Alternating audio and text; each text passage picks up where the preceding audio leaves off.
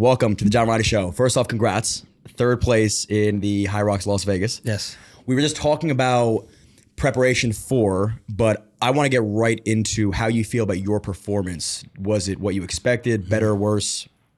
Yeah. Well, first off, thank you for having me, man. I really do appreciate it. I'm excited to chop it up with you and you know, kind of get a little bit of your mindset as well involved with all this and just kind of share, like you said, the Hyrox experience and what's to come and all that. But so third place in my age group, fifth overall. The goal coming in was sub 60, so under an hour. I did an hour and 2 minutes, almost right on the dot. And then I did third in my age group. So top 3 in age group was also my goal. I knew sub 60 coming in was a reach, so I'm not too bummed that I didn't hit it. Plus, every course is different. There's like longer courses and shorter courses, but it's all still technically a 1K run in between every event. Okay. And for people that don't know what a Hyrox is, there's 8 events and there's a 1K run in between everything. So you're doing a little over 5 miles of running, but this is at a fast pace, just broken up into 8 separate runs. And so some courses are a little bit longer than that 1K. Out of 1,100 people that competed in the open division for men, only one person went under an hour. And usually there's like 6 or more, usually. So it shows that it is a longer course. Yeah. And so... Wait, hold on. Yeah. They're not all the same? How do you measure? No. So it's... So like Hyrox is the same order, distance, meters, everything, weight and everything at every event you go to, but the venues are different sizes sometimes, only by the smallest amount. So like for this one, some people were saying the 1K runs came out instead of 0.62, it was like 0.64, 0.65. So like there's like a slight variation. Interesting. I mean, how could they really control that? Like the 0.02 difference? Yeah. So it really just depends on the location you go to. You could go to a fast location and see a difference. Like New York City, there was a ton of people that went under an hour. So it's like, and that was outside in the heat too. This one was indoors. And it really just depends on the location, but also like, you know, who's coming to play. And Vegas was a championship location or like a North American championship location or something like that. So there was competition. There was a lot of competition there. And I was expecting a lot of people to go under 60. Only one person did. So to answer your question, just with that performance, am I happy about it? Yes. One, because it was 2 months of training. So I came right off of just a running block and then started implementing Hyrox training with my coach, Coach Kat. And my body tends to acclimate to whatever I'm doing pretty quickly. And a lot of it too is not only like physically, I know I'm capable of it because that's just been my style of training. If I have to tweak it a little bit, throwing a skier or a rower, lunges, anything like that, then sure I will. My body will adjust. It's stuff I've always been doing. Just got to hone it in to the race specific requirements. And a few stations caught me off guard a little bit in terms of difficulty, but why? Farmers carries, sled pull, those are 2 things that I was very confident in coming into. And then during the race, I couldn't, like for farmers carries, I couldn't recover my heart rate because I never really practiced it because growing up playing football, that's all we did was like plate pinches. As a receiver, all grip strength. So plate pinches, farmers carries, sandbag carries. So I'm like, I'll be good. Like I'll be fine. Yeah. And I in the sims I did, it was all good. And then race day, because there is no other day like race day. Like you could prep, you could have the hardest training runs, the hardest training Hyrox circuits, but race day is its own, that's why you do it, just for that one day, that 1 hour for hundreds of hours of training. And I just couldn't recover my heart rate just from the weight, just like kind of closing in on my lungs. I couldn't breathe. And I was like, this is going to be interesting. Now I also want to preface, this was right when the flu started kind of taking over my body. And I didn't realize that till a few days later. I'm good now. The morning of, I woke up and like I have asthma and like my chest was tight and I'm like, maybe I just need my inhaler. Throughout that day, I took my inhaler like 4 times. The next day, my chest was tight. I even said it in my YouTube video that I'm posting soon. I'm like, my chest is a little tight, voice is gone. I don't know, maybe it's just because, you know, Hyrox just beat my body down. Next day, I'm like, yeah, I'm sick. There's something wrong. So that was also, I want to say, a factor that didn't allow me to recover as quickly. But farmers carries and sled pull really kind of were a little bit slower than I anticipated and the rower as well. But there's a whole video that I posted about that where the guy was kind of giving a lot of attention because my girlfriend signed. And I was kind of like laughing, just kind of chilling. And that's the thing too, like in these races, I'm never too serious. Mentally, I'm there. Like I'll take you to the deep end, do whatever I got to do. But I'm always enjoying where I'm at. Like you train, you know, not to do like an hour of like just being pissed off and all angry and mad. Like I'm gonna enjoy the hell out of this, but I'm also gonna, when I cross that line, I know I gave everything I had, and it showed in the lunges and the wall balls, and that's where I was waiting for. Those are the last 2 events, and that's usually where people make or break their times, you know. So overall, all in all, happy with it. Farmers carries and sled pull caught me off guard. Other than that, everything was exactly what I panned out to be. And then wall balls, I shocked myself. Yeah. So yeah, because I want to. This is your. How many Hyroxes have you done? Like actual races? I've done 2 doubles. I've never done a solo. This is your first solo. First solo. So yes. I don't know why I thought maybe you were like what's common, like 1 a year? Is that what these like seasoned vets are doing? Or are people ripping like 5 a year? People are ripping like 3-ish, 4. It just depends. Okay, so you're inexperienced when it comes to actually 100%. So did it shock you when the farmers carries just weren't going? Like, did you ever have that moment of I'm fucked, I'm not hitting the number that I wanted to hit? I looked at my girlfriend on the rower, and because I sent her a screenshot I put on my notes of every station leaving the rocks zone, so getting back into the runs. There was a certain time I had to be at. Sure, okay. And I told her throughout, I was like, if you can, just shout out to me at certain stations just so I know I'm on pace. Yeah. And before she was about to tell me on the rower, I looked at her, I shook my head. I'm like, I know I'm not going to hit it, but we're going to. You're not going to hit the not going to hit an hour. Yeah, because I would have had to make up a lot of time in the last 3 stations, and it's hard to at that point. Yeah. The runs, I was pushing as much as I could have, and I know my body best. I know based off my effort. It's not that I was giving up, because that will never, ever happen. Like, I had many opportunities to tap out in a lot of my races, and I've never to this point. Yeah. And that's one thing I pride myself on, which is why I knew now it was not more so sub 60, but more so let's finish first in this heat. Sure. I'm 5th right now. Let's build back. Let's chase the next person down, hawk them down, do whatever I have to do to get there. That's what was going on mentally. And I kept everybody in arm's length, and I would listen to the announcer. Because we were the first wave of the day, the announcer followed us around, the first like 5 people. So anytime we got to a new station, he would be there announcing, Matt's in 3rd, this guy's in 2nd, Evan's in 1st, whatever. And Evan was one of the guys, John was one of the guys, and I'm just remembering the names.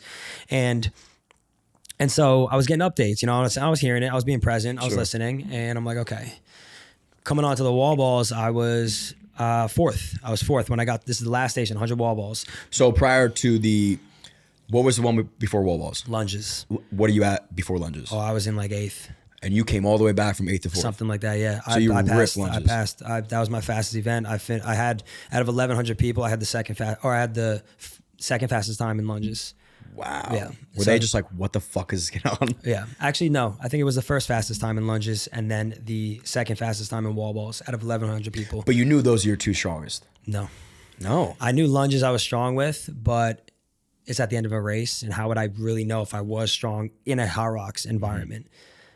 Mentally, I knew the end of the race is where I will go toe-to-toe with anybody. Right. And that's not a cocky thing. It's just happened through evidence and the evidence that I've built of doing all these races and such. Sure.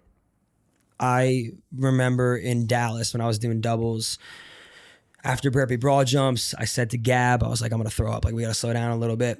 I never threw up. And then something flipped in my head. There's this switch that kind of flips at some point in a race. And I don't do it manually. It just happens to where I know the end is here. And I know sub 60's out of the way. But we're about to absolutely empty the tank with whatever's right in front of me. And that flip happened on the last run leading into the lunges. And I saw the amount of people that were in front of me. And I picked up that bag and I just absolutely zoned in and just went. And the guy was announcing too. And he sees me passing people and he's like, hyping me up. He's like, Matt's making a push. That's gonna feel so good. It was, yeah. And I live for that stuff too. And then, yeah, we got to the wall balls. I was in 4th there. The guy in 1st was there for maybe 45 seconds faster than me. So he was a little bit ahead. Wow. When I started going, the guy in 3rd place, so I was 4th. The guy in 3rd was 25, 30 wall balls ahead of me. I went 50 unbroken and then 50 unbroken to then climb from 4th to 2nd in my wave and then finish 2nd in the wave, 3rd in my age group and 5th overall.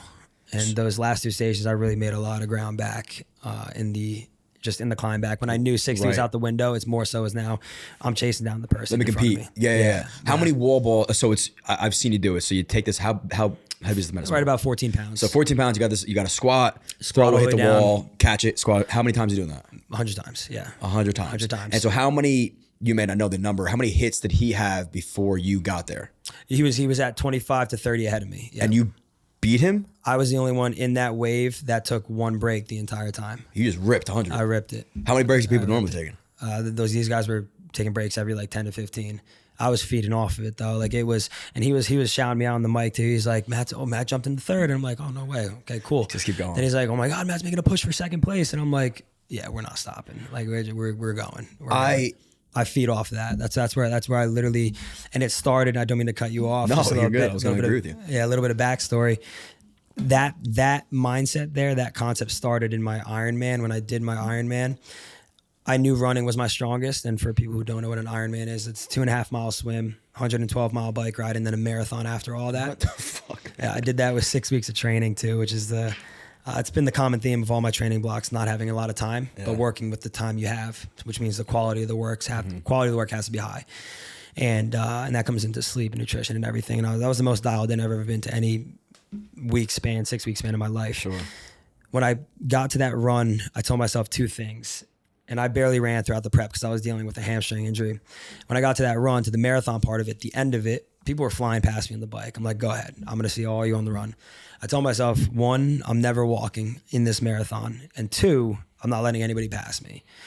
I counted, I think it was a little over 500 people on my hand. Just every time I passed somebody, I would count them, tally them up, and chase the next person down. There was not one person that passed me that entire marathon. And I passed up close to like 500 people that I counted on my hand. You counted the 500 on your hand? I counted. Oh, you're an actual psycho. You can't have headphones in an Ironman. What the fuck? So all you can do is count. That's it. I had to find, and that wasn't part of my plan, but that's because that flip switched or that switch flipped, excuse me. And it just, I've never done that before, but that was what was going to occupy me. That helped almost anchor your mind to be like, this is what I'm focusing on now versus how hard this thing is. Is counting the number of motherfucking people that I'm passing. I mean, I know Goggins says it, but like taking souls, and that was really, I guess that's my version of it. And it's just something, it just happens naturally. Everyone is a win. Like it accumulates. I would assume like passing your 100th felt better than passing the 1. And now it just keeps going over and over again. And it's more so knowing that like, it's affirmation to me, knowing my mindset is this was curated through all the hard things I've done. And these people are feeding into that little voice that everybody else is having. Like, oh, you're having a cramp. Oh, you're this. Oh, you're that. Your leg is hurting.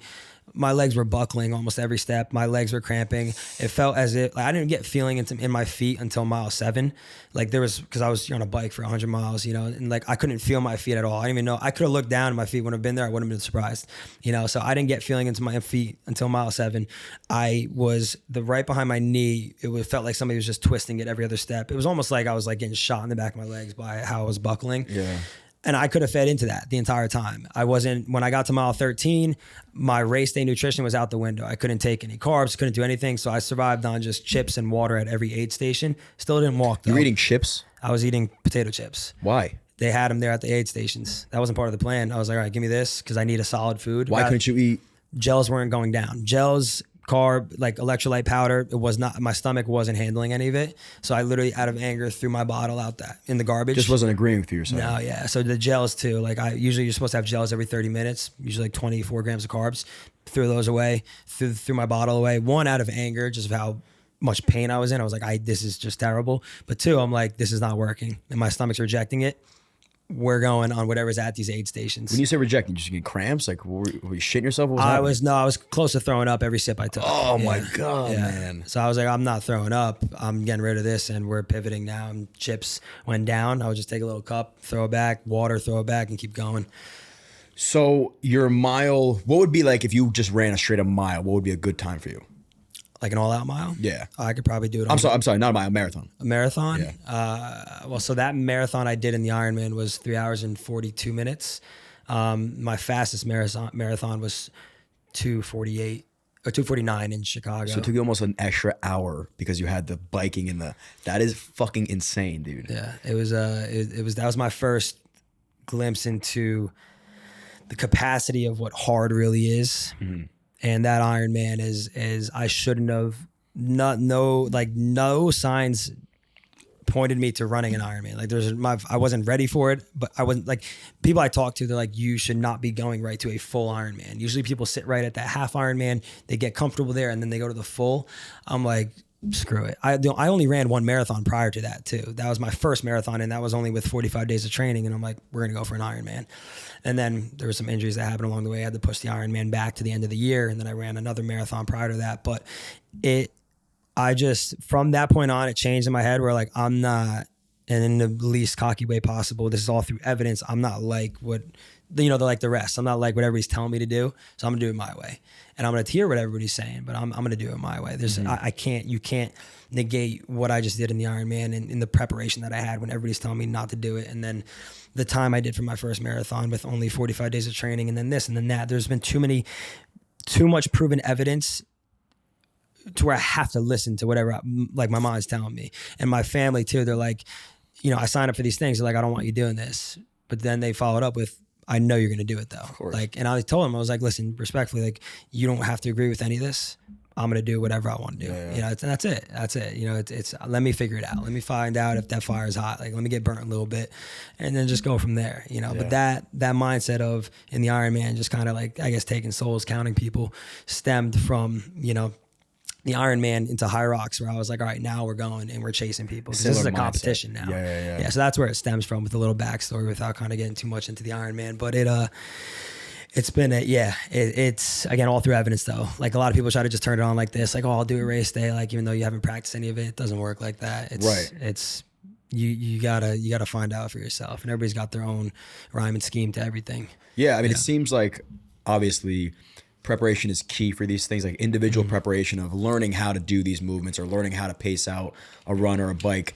But you would rather do like an all-out suck sprint of a preparation versus a 6 month or whatever it may be. Does that, you think it stems from what we just talked about, is like, you need something to suck really, really bad. You need to feel the fire for you to really start pushing. Yeah. My longest prep I had was 13 weeks maybe. This is for all my races I've done, marathons, ultras, Ironman, whatever it was. The longest one I had was 13 weeks, and that's on the lower end of the average marathon prep. The average marathon prep is right around 14 to 16 weeks. The longest prep I'd done for any race in general was like 13 weeks at most. And I feel like there's two frames of mind. Like you said, you're gonna get to race day and everything is sort of out the window, right? Like, you're pushing your body to a place it's never been before. Preparation, yeah, it's going to help you, but it's not going to help you in the deep, deep waters. Yeah. And this sucks. Like, if you hate running, like I hate running, I don't want to prep at all. Yeah. I want to show up race day and be able to do it. Obviously, I need to prep a little bit, but I would assume a sprint keeps my mind there. Like, people, I can relate it to wrestling, right? Kids that grew up wrestling from 3-4 years old, they hit high school and they're fatigued mentally. They don't want to do this anymore. Like, they're so over the same nonsense every single day that they get bored on even match days. Like, do you start feeling, if you started prepping for Hyrox for, let's say, a year, you'd get to race day and be like, I'm tired of this bullshit. Yeah. So I've thought about that. I have. It really just depends on the scale of the goal I'm working for. The bigger the goal requires, the bigger, the more training. That's just in general. It's just for everything. But then again, my evidence says otherwise with an Ironman, and the time I did was way faster than the average time from people that train a whole year for this thing, And so it's like, yes, I do agree with that, and I did think about that. It just really depends on, I'm realistic in when I set these goals and the training I need, but some of that realism goes out the window at a certain point, because I mean, at the end of the day, you can have a plan, you can do everything. That plan might go out the window, and it is what it is. Now you got to work with what you got. And majority of the time, something has happened during my preps where it just did not go anywhere where I thought it would. Like training for Jersey City last year, I wanted to go sub 250, and I was feeling the best I ever felt getting into a prep. I had a base leading into it. I was ready to go. 2 weeks in, herniated my disc, and I'm like, what now? And so it's like, you have these plans, but it's like the cards are going to be dealt how they are. It's already written up how it's going to happen. It's like, you just have to work on dealing, or I guess in a way living with that. And it's like, for me, let's say I do get into a prep and I want it to be 20 weeks, I want it to be 6 months, whatever it is, I'll do it. I'll do it. And I'll be as disciplined as I can be, because that's just how I've always been. But I like the time pressure of listen, no, you don't have 20 weeks. You don't have 6 months. You got 2 months to train for your first Hyrox. You're going for a time that people train months and months and months for, and you want to play top 3 in your age group. What are you doing? So it's like, I love that, which means each session now, because the timeline is not broadened, the timeline shortened, each session has to be that much of a higher quality session training, which means what we were saying before this, those Monday Hyrox circuits, those Thursday speed workouts, I'm on the floor dead after these workouts. There's no room for taking it easy or pushing it to next week, because next week means I now don't have 8 weeks. I have 7 weeks left, and then 6. There's no more time to make up for it. Yeah. So I kind of like the pressure of the shortened timeline, but I didn't realize that until recently, because that's just how it all panned out. I tried giving myself time. It all started with my first marathon. I signed up with 16 weeks to do my first marathon. I'm like, this is good. I did my research, no coach, no nothing.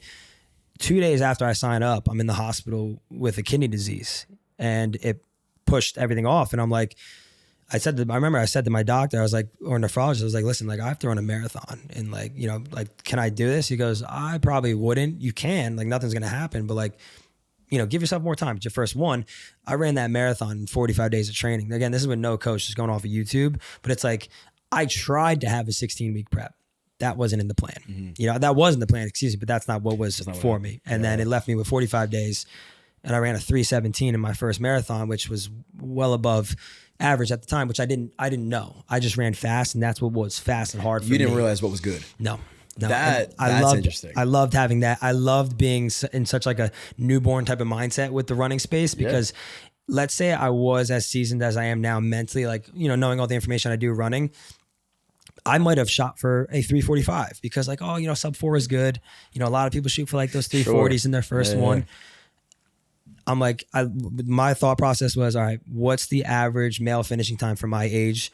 I want to go faster than that. The goal was sub 3:30. I did 3:17. And again, this is 45 days of training, like with just YouTube. I'm like, and that was my first evidence and like little taste of like shortened timeline. I didn't have a coach.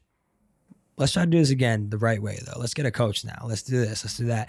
Every time I've tried to prepare with a certain amount of time, though, something has gone wrong. I tore a ligament in my ankle 2 months into my Ironman prep. I tore my PCL during a marathon prep. I did this. I did that. I got a herniated disc during my sub 250 prep. So it's like, and then, it's like all these things have just been consistently happening where it's like, it's not meant for me to have these big, lengthy blocks. Yeah. But it's through evidence, though. It's like, and I didn't choose this. I can't choose to get a herniated disc. I can't choose to tear a ligament in my ankle. I haven't torn anything in my entire life. Right. And I tear a ligament in my ankle doing a single leg box jump, and it's like, okay, well, what now? And and so it's time and time again, it's just gone to that point where you don't have a lot of time. You got to work with what you got. And so that's why I think my mindset mentality, the way it is now, is from all that, though. If everything went as smooth as a prep should be, I probably wouldn't be where I'm at right now, in terms of like mentally. And that's where I pride myself on, for sure. There's so much to be said about doing versus watching somebody do. Like, you learn these things just by application to yourself. You could listen to 1,000 other people and be like, okay, I ran a marathon. I did really well. Here's how I did it. You should do the same thing. And you may think to yourself, like, okay, that works because that person told me it works. And then you go try and do it. You're like, wait, did it actually work? Like you said, I ran a 3:45 marathon. Okay, that was good. But is it good compared to my 3:13? Is it good compared to my sub 3? Maybe not, but I don't know what's good for me until I just start doing these things. And this whole like against all odds mindset seems to work really, really well for you. Where does that stem from? Like, you're competitive for sure, but this is psychopathic behavior. Doing these Ironman runs and these Hyrox, that's not normal. Like, I have a friend, and I mean that in the most respectful way. Absolutely. I think it's amazing. My friend who also runs these things, he's a psycho, and it stems from things. Like, did something happen to you? Were you traumatized? Like, why are you so engraved in, I just want to be the best at this thing that I just decided I want to be the best at? Yeah. So for me, it's not really more so being the best at something. I will never be the best runner. I'll never be the best lifter. I'm going to be the best to my ability with this God-given body I have. For me, it started, I mean, you can kind of understand, I've been undersized my entire life. Like, I'm playing football at Paramus Catholic. At the time, one of the best high schools in the country.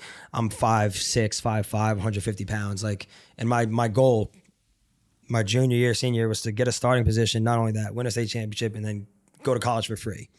And it's like, that I knew, okay, I'm not tall. I'm not the fastest. I'm a little quick. I got good hands. What can I control, be really good at? And then what do I have to work at? And so I was very blessed that this mindset came about. And it was through, again, one of my friends, my close friend, Vin. It started with just the extra work and knowing that doing what was required wasn't enough, because I'm doing what everybody else is doing. We're moving at the same pace then. I can't jump ahead the 6'2" receiver who's faster than me, stronger than me, is going to get the starting spot if he knows his place. If he knows his place, can do what he does, he's going to get the starting spot just because of the intangibles. Sure. So I have to be doing more than him. And then let's say they're doing more now. I have to be doing more than that, you know? And so it started with high school football, staying after practice, going before practice, summer. Yes, we were doing like summer lifts and stuff. I was hitting the field with my friend Vin, extra times, doing this, going over playbooks, studying a lot of film, picking up on little things, watching professionals do what they do, but really dissect everything mentally to the point where senior year, or junior and senior, they had no option but to put me on the field because I did everything right. And so that's where that mindset of doing more than what is required started. And that's, I guess, that psychopathic behavior in a way where I'm not given these gifts that other people are. I'm not 6 foot. Listen, if I was 6 foot, I say it to everybody, I would have probably went to, and again, I went to school on scholarship, at a Division II school, won a championship there. Like, where'd you go? LIU Post, Long Island University. Yeah. Did you play with DeGroat? Was Justin DeGroat there? Yeah. He played at Hills. I played at Yeah. Oh, that's awesome. He's my guy. World. Awesome he's guy. a good dude. Talk about a hard worker. Talk about against the wall type of guy. Same. He went through hell. Yeah. He went through hell, and he still stuck it out year after year. And was one guy that we kind of got close with, my friend group, right away. Awesome guy. That's awesome. That's awesome. That's so funny. And then, and again, you get to college, clean slate now. Nobody cares about what you did in high school. That's it. That's done. Yeah. It's like, I now have to do this. But now the bare minimum in college, because it's people that have done more than what was required on their team, and that is now the minimum. So now my baseline just got a lot higher. My minimum, the ceiling went up more. And so now I'm like, how can I outwork these guys? These are the best of the best at their high schools. People, Division I players that just got overlooked. They're at this school because we were one of the better D2 schools in the country. How do I even have a chance at getting on the field? Yeah. And again, it was just through doing what they're doing, because they're all doing extra work. Extra work was the bare minimum now, but now it's like doing more than that, little things, fine tuning the film. Now understanding more defensive schemes, because I was a receiver. Probably should have mentioned that I was a wide receiver too. So obviously, like, I had to learn how to jump, because I wasn't tall. I had to make sure my hands, there was never a question if Matt was going to drop the ball or not, or catch the ball or not. Yeah. And so I did those things, but now it's like, how can I do more than these guys? And then it just came down to doing the right thing and just doing the little things, right? Always being on time to class, always being on time to practice, never late for anything, never giving the coach a reason for me not to be playing. Because if they have that reason, when you don't have those intangibles, they're going to it's almost going to be amplified, because it's like, all right, now you really can't play. Yeah. And that was what I prided myself on. I never messed up. I never really messed up. And that just came through the love of the game, and I got to play a handful of times my sophomore year, which is all I wanted. I just wanted to touch the field a little bit here and there. First game, I scored a touchdown, ran the ball, caught the ball. I punt returned a little bit. So I was like, wow, I just checked off everything I wanted to do in my first game of my sophomore year. And then, from there on, I stopped playing after that season just because of all head injuries. And it was honestly the hardest decision, but the smartest decision of my life.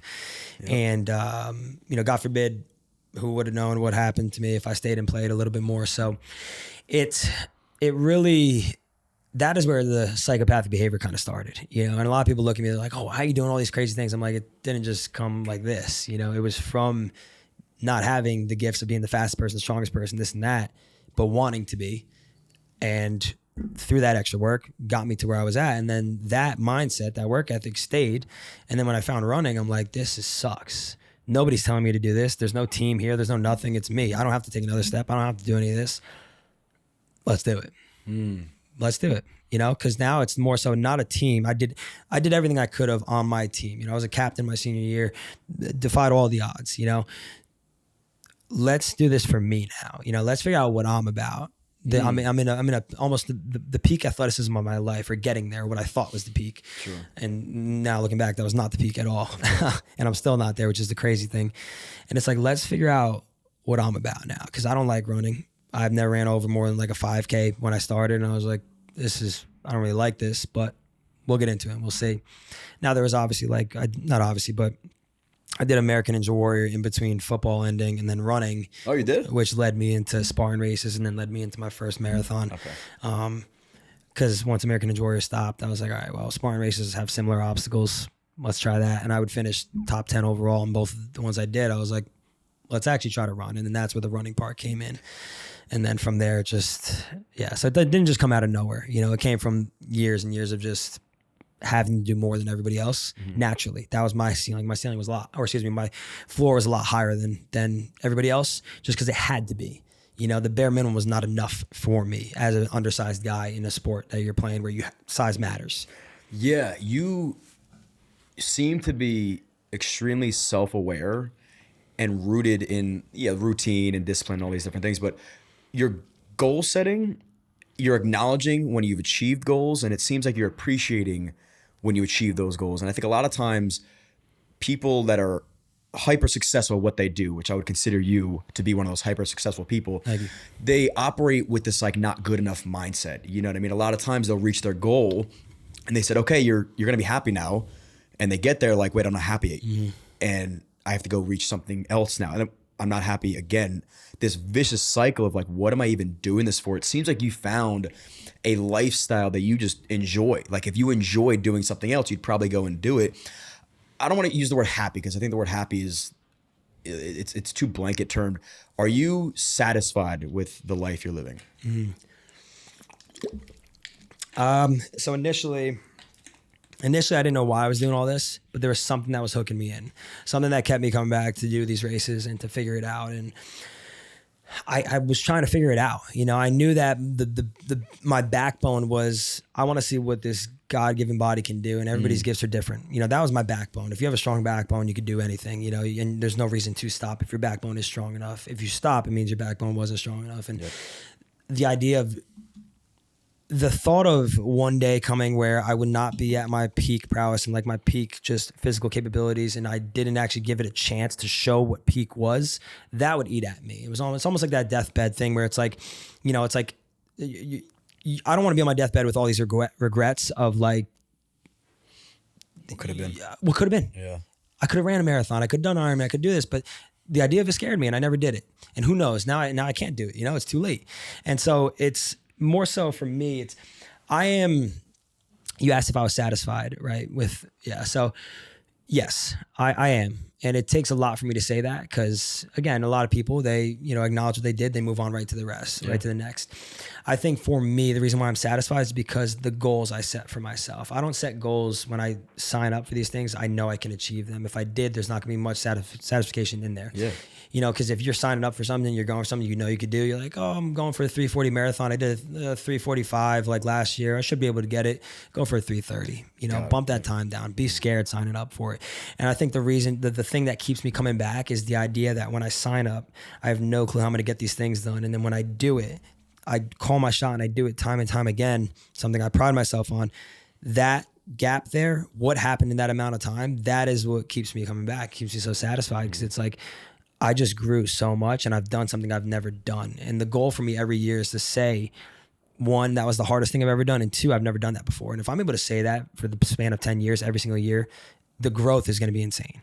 And it's almost like that's the idea that just keeps me satisfied. And that's why I found the framework of just finding what's next. That next thing has to be harder, whether it's going faster, going further, or just the capacity of it changes than what I previously did. And if I'm still able to do that and I haven't hit that stopping point where I'm like, damn, I can't do that, which I haven't yet. Yeah. I'm like, then I got to keep going, and that part there, the growth of the signing up to then doing it, which is why every race day, like I'm crying after, but just because of like, and I'm an emotional guy, like just because of the amount of work that was put in to do it, and the emotions just overtake you, and it's when it means you're not going to cry when you complete something that you knew you could have done, or you could have done going into it. You're not, because you're like, oh, well, this was expected. When you're towing that starting line, I have no clue if I could do this. No shot.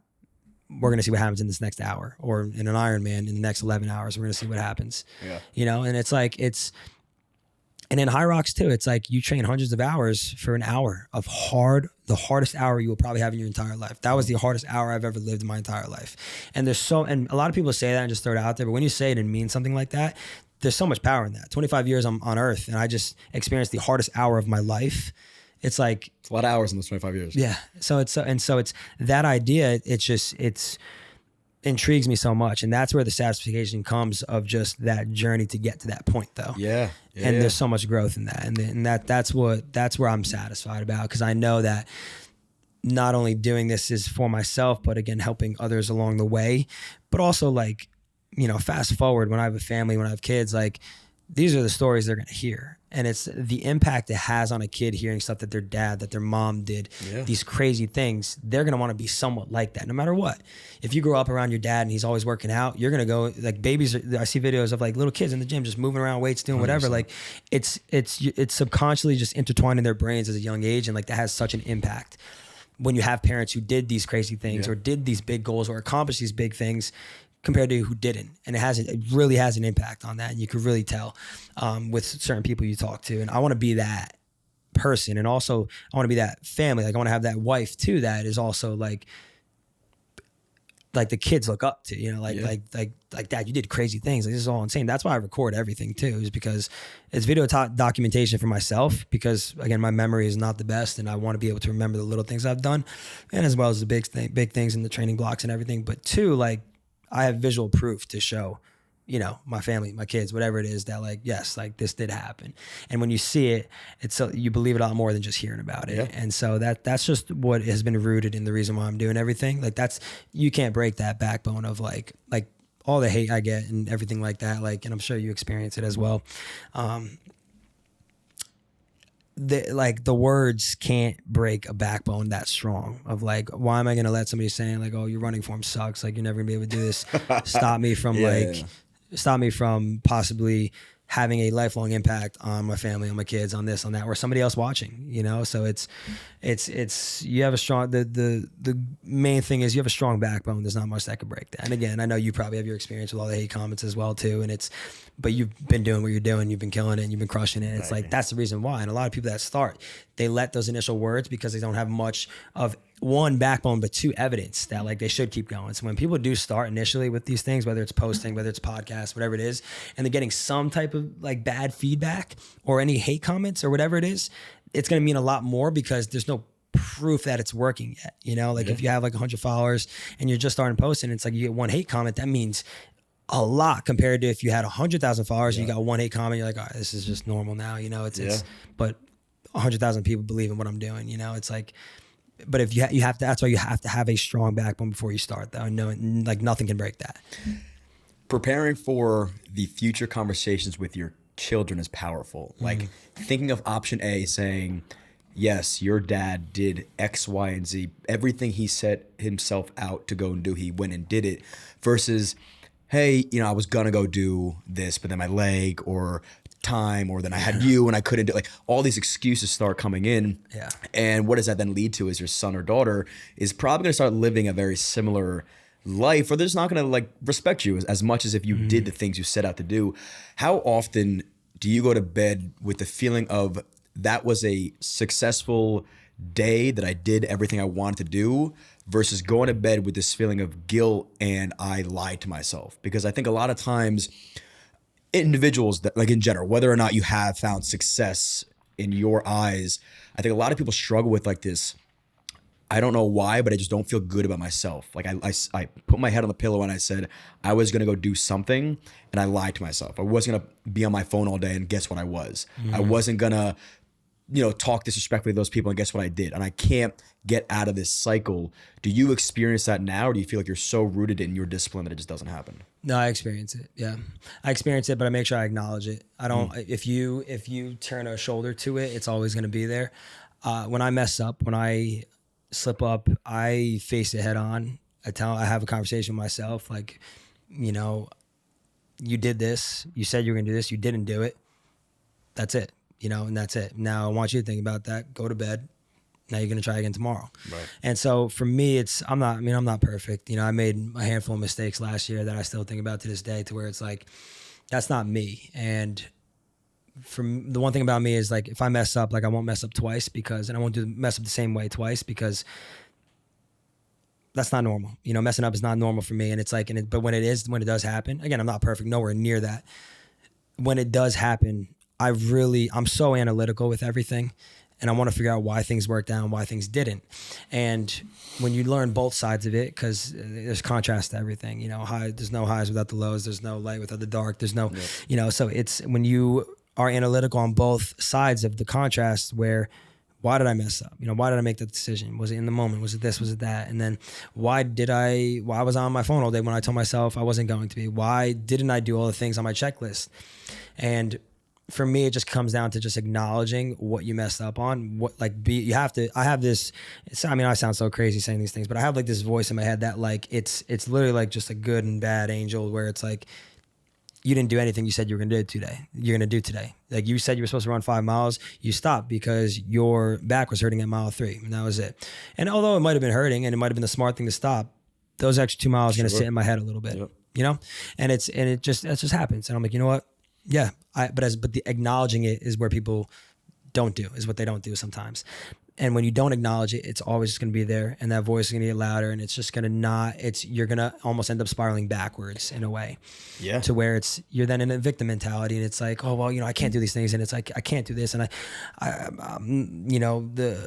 the checklist of things never works out. And I try to set my phone on a certain amount of hours, and that's not working out. And it's like, now I don't know what's working out. And then you just spiral, and I think the way to stop that is acknowledge it, take everything head on, face all of it. Acknowledge it. You have to. Good, bad, everything in between, and then go from there. Then the next day is the next day for a reason. Yeah. So, I love acknowledging, because I think people, what you're comfortable with is what you're used to having, right? So if you're used to having a life that you don't mess up a lot, you're then going to live that life pretty frequently. But if the opposite is true, and you're used to and accustomed to just fucking up and saying, all right, well, here I go again, lying to myself. Well, that's just what I do. That's the type of person I am. Number one, your words are powerful. But the opposite is also true, right? Your lack of acknowledgement that this is not a life you want to be living, and that you are fucking up, but you can fix this. You're choosing literally not to, because as soon as you hit the pillow at night, you're saying, well, this is who I am. I'm going to go to bed and do the same thing over again tomorrow. You're never saying to yourself, am I happy? Like, no, I don't like the decisions I'm making, and I'm doing nothing to change that. So not that it's easier for you because you're rooted in what you do now, but the fact that you just said, I don't mess up, and when I do, I acknowledge it. That's very powerful, because I think, again, a lot of people go through life messing up, and they think that's normal for them, and it doesn't have to be. I think you can really, really start on a day one and say, here are the 10 things that I really fuck up on every single day. Let me take one. Let me get really good at just negating one of those things and Xing that off my list of fuck ups. And now I got 9 and 8 and 7. It's almost like the reverse of what you do. You're at this level of like, okay, I have everything kind of stable. Let me add things in now to make my life a little bit harder, because there is like this pleasure in pain almost. And you live a life of just like no competition and no drive. That's kind of where you're going to stay. And you mentioned some before that you've just been rooted in competition. And I think that's so great for men. I can't speak for women because I'm not a woman, but for men to just be competitive. And I think when you reach your mid to late 20s, you stop competing. Like if you're not in a job where you're directly competing against somebody else, or you have to win something, and you're not doing things like races and competing in some sort of sport, you lose that edge to you. And I think once you lose the edge in, I guess, recreational things like what we do, you lose the edge in life as well. Competing to be the best dad you can be, competing to be the best father and husband and friend, all these different things, or the best at your job, you lose all that motivation. So I think rooting yourself in doing something like what you do has to carry over pretty well, which leads me to my next question. How do you carry that competitiveness over to the businesses you've started and the things you're doing outside of, say, running and all these different things? Yeah. So it all just stems back to I think like just the work ethic in general, and you can stem that back to football too, just doing more than what's required, and you not being surprised at the results depending on the work you put in. For me, for me growing up, I found a commonality between the jobs and, jobs I got into as a kid. It was all based off my output. And I didn't realize that at the time. I was a delivery driver, and it's all about how many deliveries you make. That's the amount of money you're going to make. I was a valet driver. It's about how many cars you park. It doesn't matter about the salary or the hourly pay. Sure. And so it's like, I found over time, I'm like, all this stuff is based off my output. And I like that. I like that because I know I can work hard. And then getting into just, business in general, I can't be surprised when the income is not matching. If my output isn't there and I want the income to be more than that, I can't be surprised with that. Sure. And again, it's about facing that. Like, I'm not doing enough work. I just had a call with my partner yesterday. He's also my sister's fiance. And we were talking about it. I was like, yeah, no, I haven't been doing enough work. I haven't been doing enough. And just acknowledging it. I haven't been doing enough. I know what I have to do. As long as you know you're not doing enough and the results are showing. Yeah. But it's like you're setting that foundation to then go to start, like have that connection point of like, I'm not doing enough. I'm doing enough. You have the roadmap to get there. That's the biggest thing. Because now you can just execute. Right. But I think honestly, especially somebody like you that knows how to work hard, it's less about you thinking about this thing that you want to do and just being like, nah, I don't want to do it. I think honestly, it's more so what you mentally prioritize. Like I know for me, when I take my eye off the ball with the brand or whatever it may be, and I go prioritize something else, you can go a month and be like, oh, I'm good. And then you check back in like, wait a minute. I started fucking up really, really badly. It's not because I didn't want to do it. My mind was on other things. And it's hard, I think, right now, balancing all these different facets of life to be like, I'm going to train for a Hyrox right now. That's all I'm thinking about. But wait, what suffered in that? Was it my business? Was it relationships? And if you don't check in frequently, but then sometimes you need, like you said, you need a sprint to be like, hey, look, to my girlfriend, to my family, I'm not going to be around as much. I have 2 months to really prep really, really hard. You may not speak to me in these 8 weeks, but after the fact, I can then give back and a lot more to you when I have the time. And people in your life should be able to respect those things. You have to surround yourself with the people that understand it because they go and do the same shit. Yeah, no, absolutely. I couldn't have said that better. I agree with everything you said there. I was having that conversation with Willie, again, my sister's fiance yesterday. I was telling him like, there's, the Hyrox block was quick. It was fat. It was quick, fast, and it was hard. Like that was a lot of my time. And he stopped me. He's like you competing, like that's part of your work. I was just about to say that. It adds to your brand on and that's everything you're doing is adding to one large goal. So you're building the merchandise brand, right? It's gonna help when you have 1 million followers and you've ran these races. So yeah, you take the 8 weeks off of like really focusing on it. You have a partner, number one, but it's gonna yield a return that's so much greater than you just be like, how much can I fix the designs and how much can I be prioritizing? Like you need to go work on your personal brand. And then once people start to love you, which they already do, it's going to return when they see what you're doing other than just the running. So it is like this balance of let me take some time off to build out this brand that I'm trying to build. Yeah. And it's hard. It is hard. It's mentally harder than you think. Because you don't know what you're doing. Because you don't know, because there's many, when you have your hands kind of spread thin, you're doing multiple things, whether it's training hard for a prep or whether it's working, with the business with your dad or whether it's doing the podcast. You don't know, there's always opportunity costs you're weighing. And you don't know if the opportunity cost of going one thing is better than the other thing. And you don't know if you're making the right decision, but you have that entrepreneurial mindset to find out. Like you're willing to find out and see if it is. And for me, it's trying to balance all that between devoting enough time to my prep. And the thing is, the common thing with me through my whole life, I've never focused on just one thing.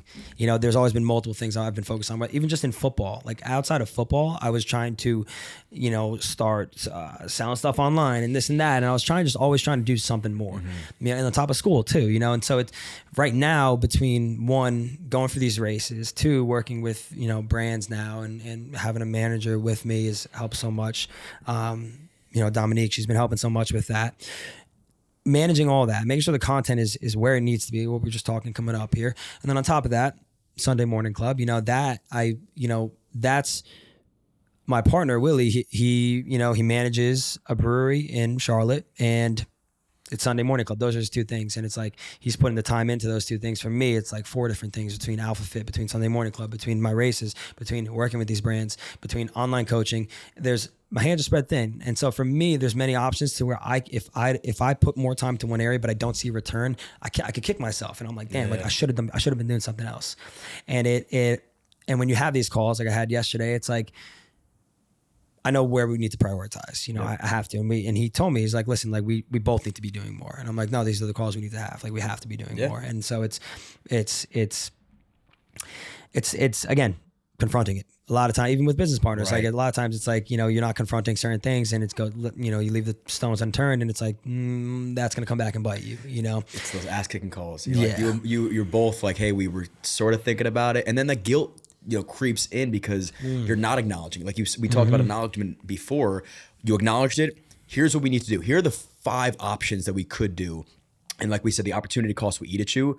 Once you pick a road, there's no more of this like, hey, what could I, you picked one, go commit to it. And if in 8 weeks you pick the wrong one, okay, who the fuck cares? You wouldn't know because you picked this one. Yep. And so I'm a believer of, God wouldn't provide me with something if it wasn't best for me. So I'm not going to go look and say, oh, well, I went 8 weeks and if I did that, it would have been much. No, that wasn't an option. Now this is my path. And I think that's super important for you, because you're building all these different businesses. And yeah, you could prioritize one over the other, but take a step back and be like, what do I like doing? Do I enjoy Sunday Morning Club? The answer is yes, do more of it. Do I enjoy training? If the answer is yes, do more of it. If you don't like doing something and it's not yielding a return, fucking ditch it and move on to something else. Yeah, no, yeah, I absolutely agree. And it's a lot of people are stuck doing something that they don't want to do, but they know they have to do it, or they quote unquote have to do it. Yeah. And so that's why for me, it's like, you have conversation with some adults and they're like, oh, well, like where you're working at, this and that. And I'm like, well, I don't, what was your degree? I'm like, well, I was a finance degree. Like I graduated and never used it and I don't plan on using it. They're like, oh, well, why? What are you doing? And I'm telling them all these things I'm doing. They're like, oh, you should probably just focus on one thing. And I'm like, maybe that'll work for you, but let me figure this out. Yeah. But that's the thing, like, you are focusing on one thing. You're focusing on you. Like everything stems from you and your personal brand, and growing online is important, but becoming a better version of yourself is more important, because everything then leads and trickles down into Sunday Morning Club. Again, I'm buying a hat because I love how it looks. Shout out to Sunday Morning Club for these sick hats. I have 2 of them right now. I want a third. Actually, I want a crew neck, but we'll talk about that off camera. Everything's going to trickle down. Yeah, this is a cool hat, but I'm buying this hat because I like the people behind the brand as well. If I didn't, and you were a piece of shit guy, I'd be like, all right, cool hat, I'm not buying that shit ever. So everything is boiling down to one thing. And I don't think that people are wrong when they say prioritize one. I mean, I see a bunch of people now that like, they want to be jacks of all trades before you get one thing going. I think you found success in one thing, and now it allows you to trickle it into other businesses and opportunities. It's like, go be hyper successful with one, make a lot of money doing one thing, and then worry about this like whole passive income thing. I think like that word for me irks me. Yeah, it's like you got guys that are our age, you haven't mastered anything yet. We're not experts in any one thing yet. How are you now going to go try to do 10 different things and expect to get good at all of them? It's not going to happen. No. Yeah, you spread yourself too thin. It's like, for me, everything was supplemented in. Like it wasn't just like threw it all at me. And that's the advice I give to people getting into like a marathon prep too. To like, all right, well, what shoes do I need? What this or that? I'm like, just focus on your run right now. Go for a run. 45-minute run. Do that. Don't worry about the shoes you got to get yet. Don't worry about gels. Don't worry about this. Don't worry, like supplement these things in. You throw everything in at once, you're going to get overwhelmed. You're going to hate everything. Supplement these things in. And for me, it's like everybody's, oh, you're doing a million things. I'm like, that wasn't like that forever though. Like I supplemented these things in. It started with, with the running, and then I was like, okay, like me and my partner, Willie, we've been partners for 6-7 years, but Sunday Morning Club came about in the last year or so, about a year and a half now, development for about a year and a half. And then we actually got it going mid last year. But, everything was supplemented in over time, and I got good at these things before I supplemented anything else in. Sometimes things get thrown on your plate and you have to get good at it quick. You got to work, and that's where then your focus goes to that. And there's a shortened timeline, and you got to work, and you got to do more. You got to learn more. And it's like building a business, building a brand like Sunday Morning Club. It's like we have an idea, and now how can we get that out to, how can we articulate it the best to hit just the public that we want it to hit, the people that we want it to hit, but 2, like, how do we get people to believe in a vision? Now, on top of that, let's get outside of that. How do I now build my own personal brand with all the running, with all this, with all that? How do I now then balance on top of that? Now I have to help coach people as well, on top of coaching in person at Alpha Fit Club and this and that. Now, how am I going to do all this? But again, all that was not happening at once. Everything was supplemented in. Yeah. And this goes for literally everything. Supplement these things in. When you're going into the gym, don't worry about getting into a bodybuilding prep right away. Focus on going 3 times a week. Yeah. You did that became a habit. Cool. Once it becomes like brushing your teeth, add something else in where you don't have to think about it. For me right now, I don't go, like, my day is not complete until I run and lift. It's like brushing my teeth. I could add things on top of that now and make something else like brushing my teeth, basically. So where it's like, it's automatic. I don't think about it. It's like blinking, And so when you have things like that where you don't think about it, doesn't feel forced, good. Add something else in. What do you think feels forced right now that you know you have to be doing? For me, what feels forced? I haven't asked myself that. What feels forced right now? I think for me, what feels forced is the vision we have with Sunday Morning Club and because it's in the beginning phase right now, it's hard. And I was talking to Willie, it's hard devoting more of my time to it when there hasn't been much return because it's so new. And it's like you're banking on this vision you have. You're banking on all the work you've put in, the pre-work and stuff like that, on this vision that hasn't came true yet. And it's not going to come true in 2 days, in a month, in a year.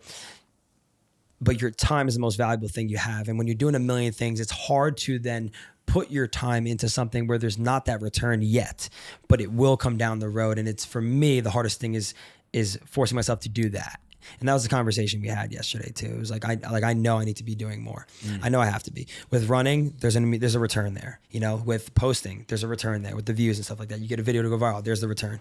You know, with coaching, having people hit PRs, there's the return right there. You know, for this, it's putting more work out, understanding that return might not come right now. And I know it won't. That's not, you don't find success overnight. Some people do, and some people hit the lottery and you get lucky, which is, you know, all the best to you. For me, the hardest thing right now, or what feels forced right now, is doing that right now. And I know I have to, but I enjoy doing it though. That's the thing. I'm not saying I don't. It's just, I know that is what I need to get, the return part of it out of the way and just get the steps for the work. I would assume it feels forced when it feels uncomfortable because it's uncharted territory for you, right? Like, you want to train for a marathon, guess what? You go run. You want to scale this business for Sunday Morning Club, I don't know. Like, and nobody knows, right? Like, you have to know, and you can follow in the footsteps of, you know, who's ever done it really, really well. And I can name off some brands, but it's like, okay, maybe that worked for them, but that worked for them because they didn't exist yet. Like, everybody's always like, I'm going to build the next Facebook. Well, guess what? You're not going to, especially if you go and do what Zuck did, because he exists. You know what I mean? You can't just copy and paste everything that somebody else goes and does. You could take the framework, so have your twist on it. Right. And it's like, once you then get rooted in this, like, I have confidence in every decision I'm making is the right decision, and I really can't waver anymore. I would assume then it becomes like brushing your teeth. Okay, today for Sunday Morning Club, I do this, whatever that this is for you. Maybe it's calling every one of your customers. Like, I see people doing that too. Like, every person that's ever bought.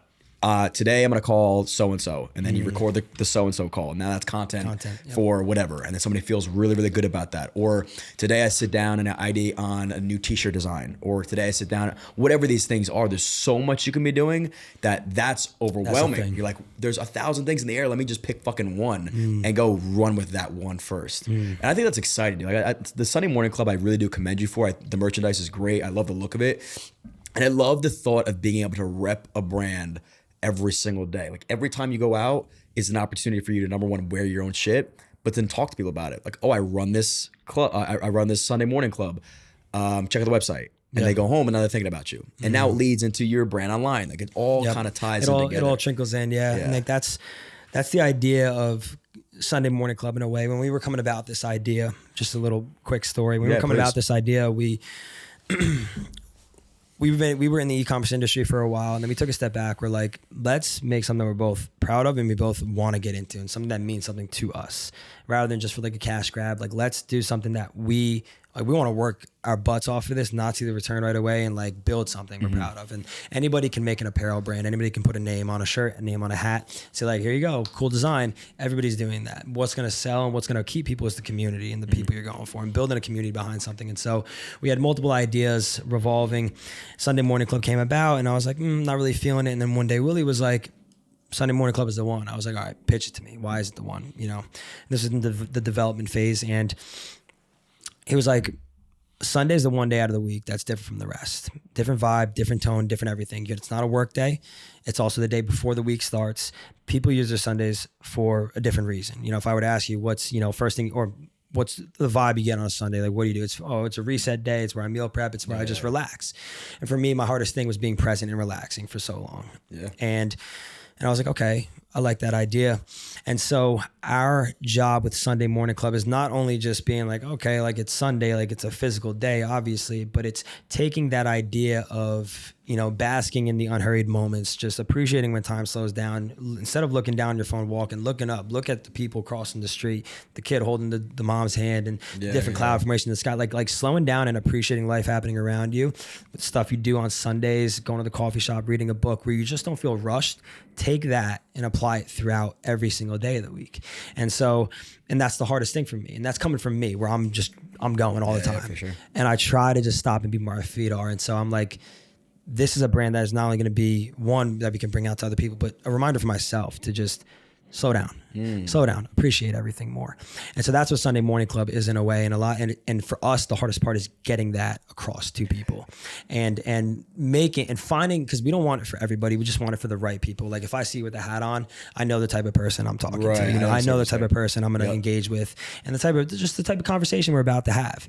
And so that's what we're looking for. And when we talked about that, we're like, this is it. I could get behind this. And as we started growing it, the idea started developing more and more. We're like, okay, I'm solidified on this. Like, I love that. And so, and that's why like my motto coming into the year was, this year for me personally, I posted about it briefly, was stop and smell the roses, like just slow down, stop and smell the roses, appreciate just the little things. And a lot of that starts by just looking up from your phone more, whether you're at a red light, whether you are walking to the gym, this or that, like look at life happening around you. And when you do that, it almost makes you want to appreciate more. But two, you tend to see all the good happening around you. And then it subconsciously becomes applied to yourself. And you then naturally want to then start doing more good in a way, being a kinder person, because you're looking at life unvolving around you in a way. And it's hard. It's like a much deeper concept than just those words there. But if you actually try it and apply it and just listen to just the little things happening around you, you will understand what I'm talking about, whether it's the birds or this or that. And it all stems from just being where your feet are. And that's been my problem for so long. I'm always like, what's next? Yeah. No, shut up. Where am I right now?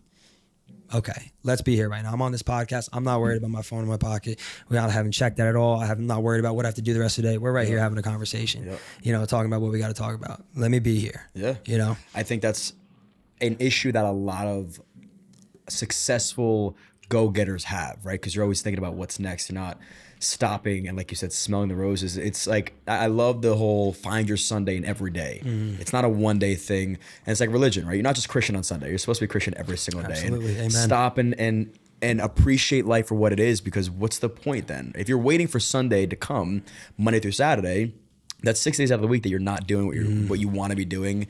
And I struggle a lot with living present as well. So I love the frame. I love the find your Sunday kind of motive and like core of the brand. And again, that's the feeling that I get when I wear the merchandise or I see the merchandise. It's like, okay, that's my it's like getting a tattoo. It's like my constant reminder of, oh wait, it's not just a shirt. It's telling me, slow down, take a deep breath, and enjoy today for whatever it's going to be. Yeah. And it's we were talking about it, like, fast is easy and slow is hard. Slow is intentional. You have to be intentional to just go about things in a slower way. Naturally, as humans, you want it, like, we're going fast. We're doing this. We're finding the next thing. Like we were just saying, like it's easy to go fast. It's easy for me to go from one thing to the next, to go from my run to then filming content to my lift to this to that. Like, it's easy to do all that. It's hard to slow down. And now that not only applies to just that, but like you could take this into just running in general. Like, now, for people who are runners that are listening, you're going to understand when I say this. It's easy to go fast in that zone 3, zone 4. The hardest runs are your easy zone 2 runs, where you have to then forcefully slow down. That was my biggest problem. Like, when you're building your aerobic base, to get a little bit just into the physiology of just running in general, you have to be running in zone 2. You have to be running at an easy effort. And that is the hardest thing for a lot of people, because it just feels slow. They want to go fast. You're itching to move. Yes. And if it sounds crazy. No, it sounds crazy, but it's a lot of people who are runners will agree with this. And it's hard to slow down. It's hard to slow down. Man, listen, when I ran my 6 mile, I remember seeing that. I ran a 6 mile in 9-minute pace. And I looked at that pace and I was like, that is so fucking slow. And I feel so tired right now. And so I was with my 2 running buddies, and again, very hybrid athletes like yourself, and quite literally running circles around me. Like, they would be running, they would run forward, circles, they'd film, they'd laugh at me and point at me, and I'd be like, this is so miserable. The last thing I'm thinking about is going faster. But then they would check pace a little bit and be like, all right, mile 3 to 4, let's pick it up. And I'd have to keep up with them. And like, my legs will not move anymore. So the thought that you're like, hey, I don't like slowing down. But I guess I can understand that. Like, because once you're in the flow of it, the last thing, like, I would never stop. I told myself, I was like, I'm not stopping, I'm not walking. Do you know what your heart rate was at? No, I didn't see. I didn't check any of that. It definitely was not in any sort of zone 2. It was definitely in the uppers. I remember there was 1 mile where I did feel slow. And I was like, this does not feel good. And then we picked up the pace, and I was like, all right, we picked it up a little bit too much. And then we dropped it down a little bit more. I'm like, I could be comfortable here and probably rip a little bit more.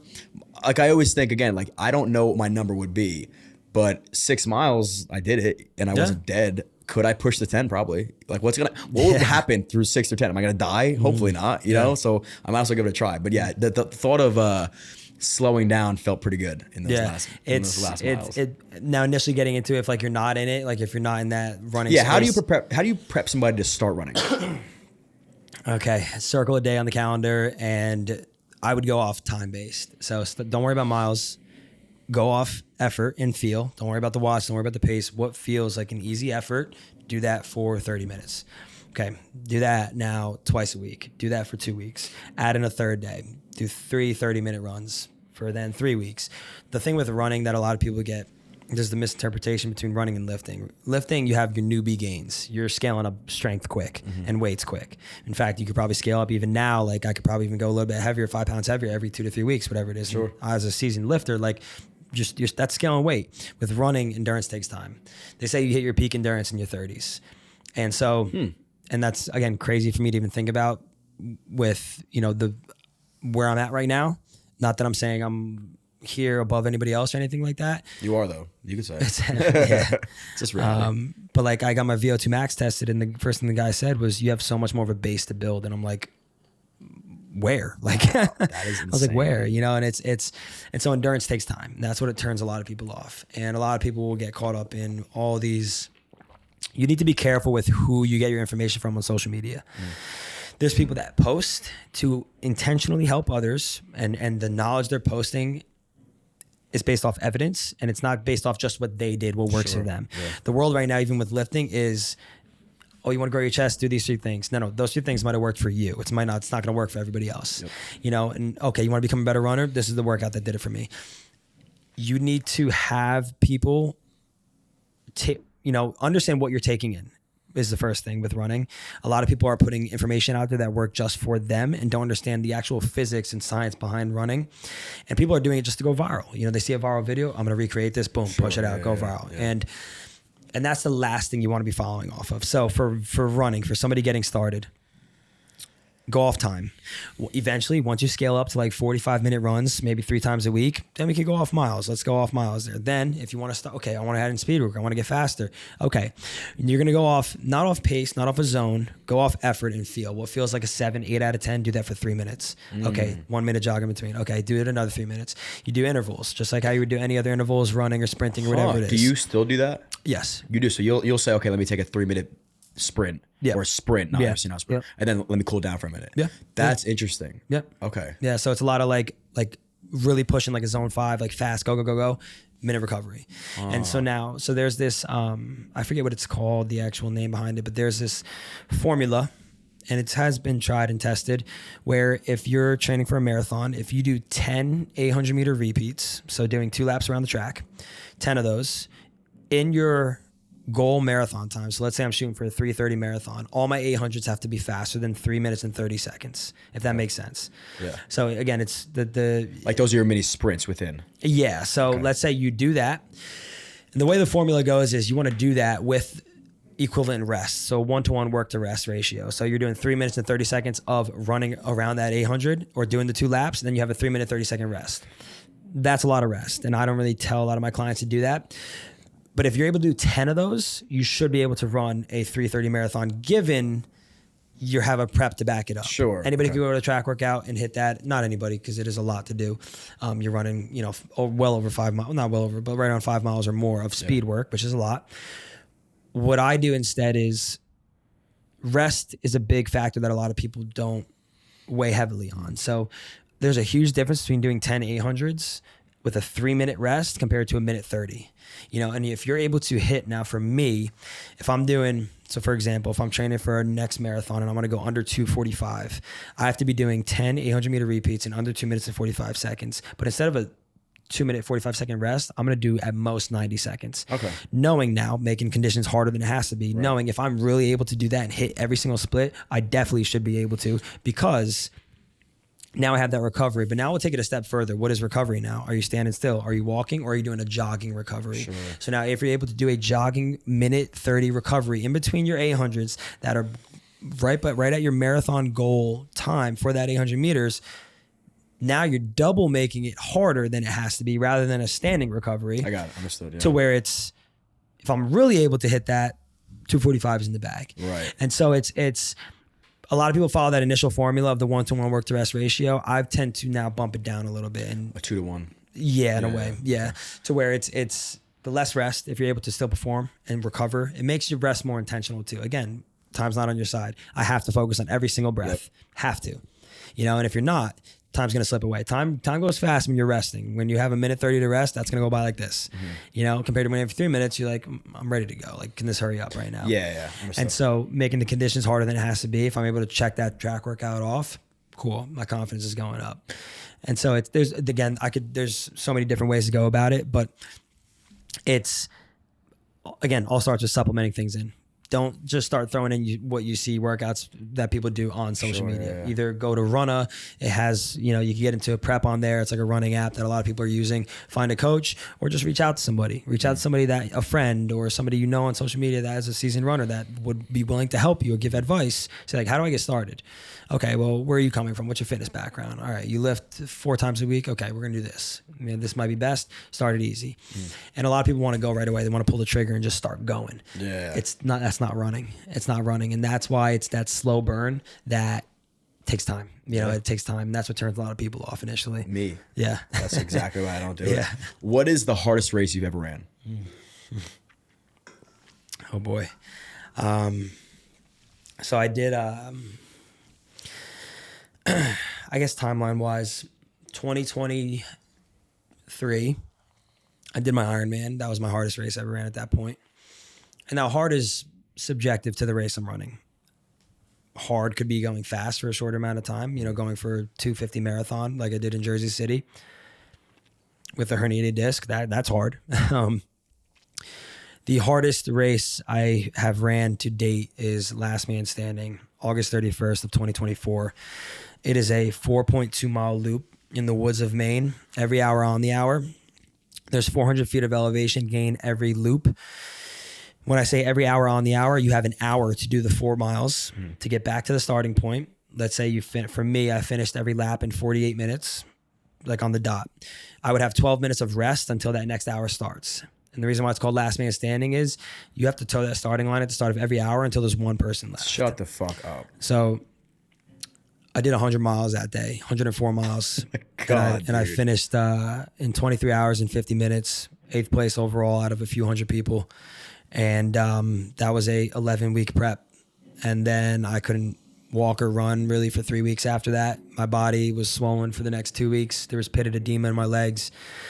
The chafing was just, I've never experienced chafing like that before.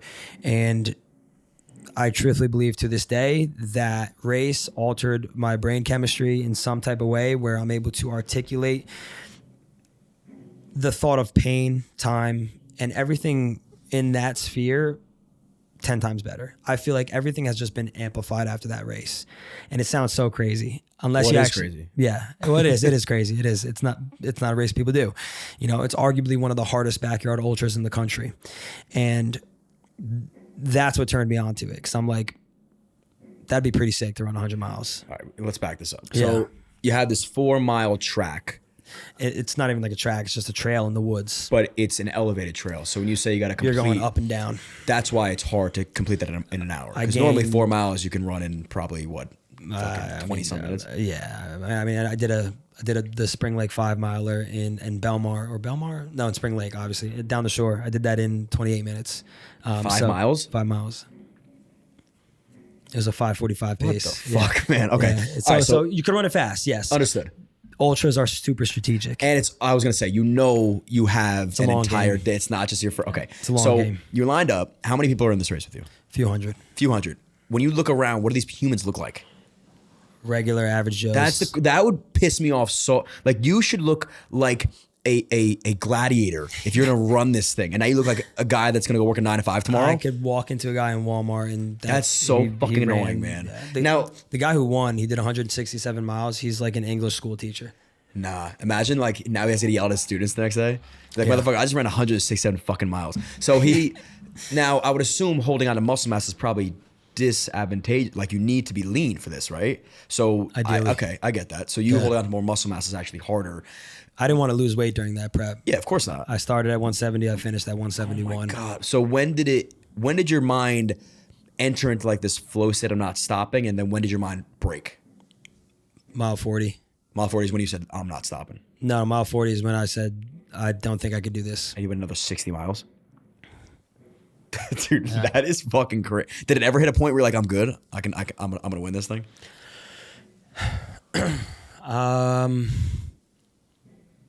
There's a video of me at mile 74. It sounds so stupid saying it. There's a video of me where I realized I had a marathon left, and I'm like delusional on the cot that I'm laying down on. Because again, you go back to your tent, you have food there, you got water, you got your crew. How much time you got? 12 minutes. You're gonna lay down for 12 minutes? I'll close my eyes for like 3 of those minutes and like go to heaven real quick, come right back, and then get back out there. I looked at the camera, not even looked at the camera, I just opened my eyes. I was like, oh my God, I got a marathon left. I could do that. I've done that before. At that moment, I knew I was going to finish. That next lap, I experienced the pain I never felt in my entire life. I was already in like 1 to 10, like a 9. That brought me to a 9.8. Because I can't say I was at a 10 because that means I wouldn't have been able to finish. From mile 40 to 44, you're saying? No, I'm saying from at mile 76. 76, I'm sorry. The second I got up and ran that next lap, I experienced a pain in the other side of my leg that I never felt before. And I'm like, wow, this is going to be a damn boxing match to the finish. Like I'm going to have to, this is literally going to be just a battle to the finish. So when you say I have a marathon left, was 100 your goal or was 100 like a completed goal for? 100 was my goal. Okay, you knew you wanted to get to 100. I wanted to hit that century mark. I wanted to hit that 100 mile mark. And now when you hit 100 miles, how many people are left? 8. So there was a big drop off. There's a big drop off at certain points. So at the marathon mark, there was a bunch of people that dropped off. At the 50K mark, there was a bunch of people that dropped off. Isn't that interesting? Like mentally, how people check out like at similar times. Yeah, at the 75 mile mark, people dropped off, and then from 75 miles to then 100 is where nobody dropped off. That's interesting. That's where you found that group of people that were like, these guys are gonna thug it out. Like the English teacher's thugging it out right now. Yeah, we were the youngest guys that so when I say me and my friend Brendan, we went into that race together. We ran a decent amount of laps in the beginning together. He went off by himself for a few. The lap, mile 40, where I was like, at this point, I put my face in the dirt because I had my coach working on me. She's a physical therapist, and just involuntary tears just started coming down my face. But I didn't want my crew to see that. Yeah. Because not that I'm ashamed that I'm crying. I don't care. I'll cry. You know, it's a human reaction. Yeah. You know, why am I going to fight that? I didn't want them to worry. Like, I came all the way to Maine and he's not going to do this thing. You know, and I almost now flipped it off myself. So I don't want to let these people down. Yeah, of course. And so, like, these people are up for 24 hours helping me, you know, food, feeding me, changing my shoes, this and that. Like, you got to find a good group of people. Yeah. And so I remember I put my face down into the dirt and just tears started coming down my face. I'm like, I have never felt like this in my entire life. Again, going back to what I said earlier, there's so much power in saying that. 24 years old, I've never been in that amount of pain in my life. Now, obviously, we don't want to be in pain. But it was at that moment where then I took the first Advil during that race. And it was at that time where Brendan then said, you know, he saw the amount of pain I was in. He was like, yo, like, we're going to run the rest together. And I was like, okay. So he was at a faster pace than you. He would finish a few minutes earlier than me. Yeah. He kind of went off on his own and just ran. Yeah. At that point, I was running by myself with my friend Austin a little bit. And then also my sister was there too. She was running. She did 48 miles. She's going back again this year and I'm going to help. I'm going to help crew her for 100. She wants to do 100. She's actually doing Hyrox with my mom in New York City. Oh, so your family's just different. I'm like the plague. I kind of got an impact on all this. That's what, but it happens though, man. I love it. Because now that becomes your family's, that's normal now. It's so motivating too to be around it. But yeah, he, between the timing of taking the Advil to him running with me, I mean, you know, I think he's 23, I'm 24, or no, excuse me, I'm 25, he's 24. Everybody else is in their 30s, 40s, maybe 50s, where you just no music, just chatting it up for the next 60 miles in the woods, just joking around, this and that. Like, we're losing our minds. Like, truthfully, like I thought I saw something. He thought he saw something. Like, multiple laps, like we're hallucinating a little bit. Animals now. No, literally, he thought he saw somebody like staring at him the entire time in the woods, and I was like, we probably gotta finish up pretty soon. And so the timing of the Advil and him helping, I credit a lot to him. I don't know if I would have finished. I can't say I wouldn't have, because I have evidence where I have been in places similar to that, where I've done it, but he helped a lot. And there came to a point where then he said, he's like, man, I'm gonna need you on these next few laps. And I'm like, don't worry, like, I'm feeling good right now. We could go. And so for an ultra, it's the way you can compare it is, somebody said this, it's like you hold your arm out and you hold a lighter, and there's like a lighter, you know, a little lighter. And throughout the 24 hours, it just gets closer and closer to your skin, slowly though. It's a slow burn the entire time. Yeah. And the closer you get to the finish, the more it's going to burn, and the more it's going to burn. For me, it burned like hell at mile 40. And I was like, I ran 50 miles week 1 of prep, the same format, and I felt good. I was like, oh, 100 is going to be good. At mile 40, I remember looking around, I'm like, I'm not going to do this thing. And that was the first moment of like, where I told the starting line something, got into it, and really believed I was not going to be able to do what I set out to do. And a lot can change in 60 miles. But the idea of running 60 more miles, if you get too caught up on that mentally, you will not survive 1 lap at a time. Okay, you know what? Let me get up. Can I stand up? Yes. Can I walk to the starting line? Yes. Can I jog to the same tree I jogged to? Good. Can I walk this uphill that I walked last time? Good. We had a whole system in place. If I were to go back to the woods and walk through that course, I could tell you exactly every marker, whether it was a rock, a twig, a V tree, of where we walked or jogged. Yeah. I promise you, I could point out every single marker that we were like, oh, we're at this tree again, we got to walk.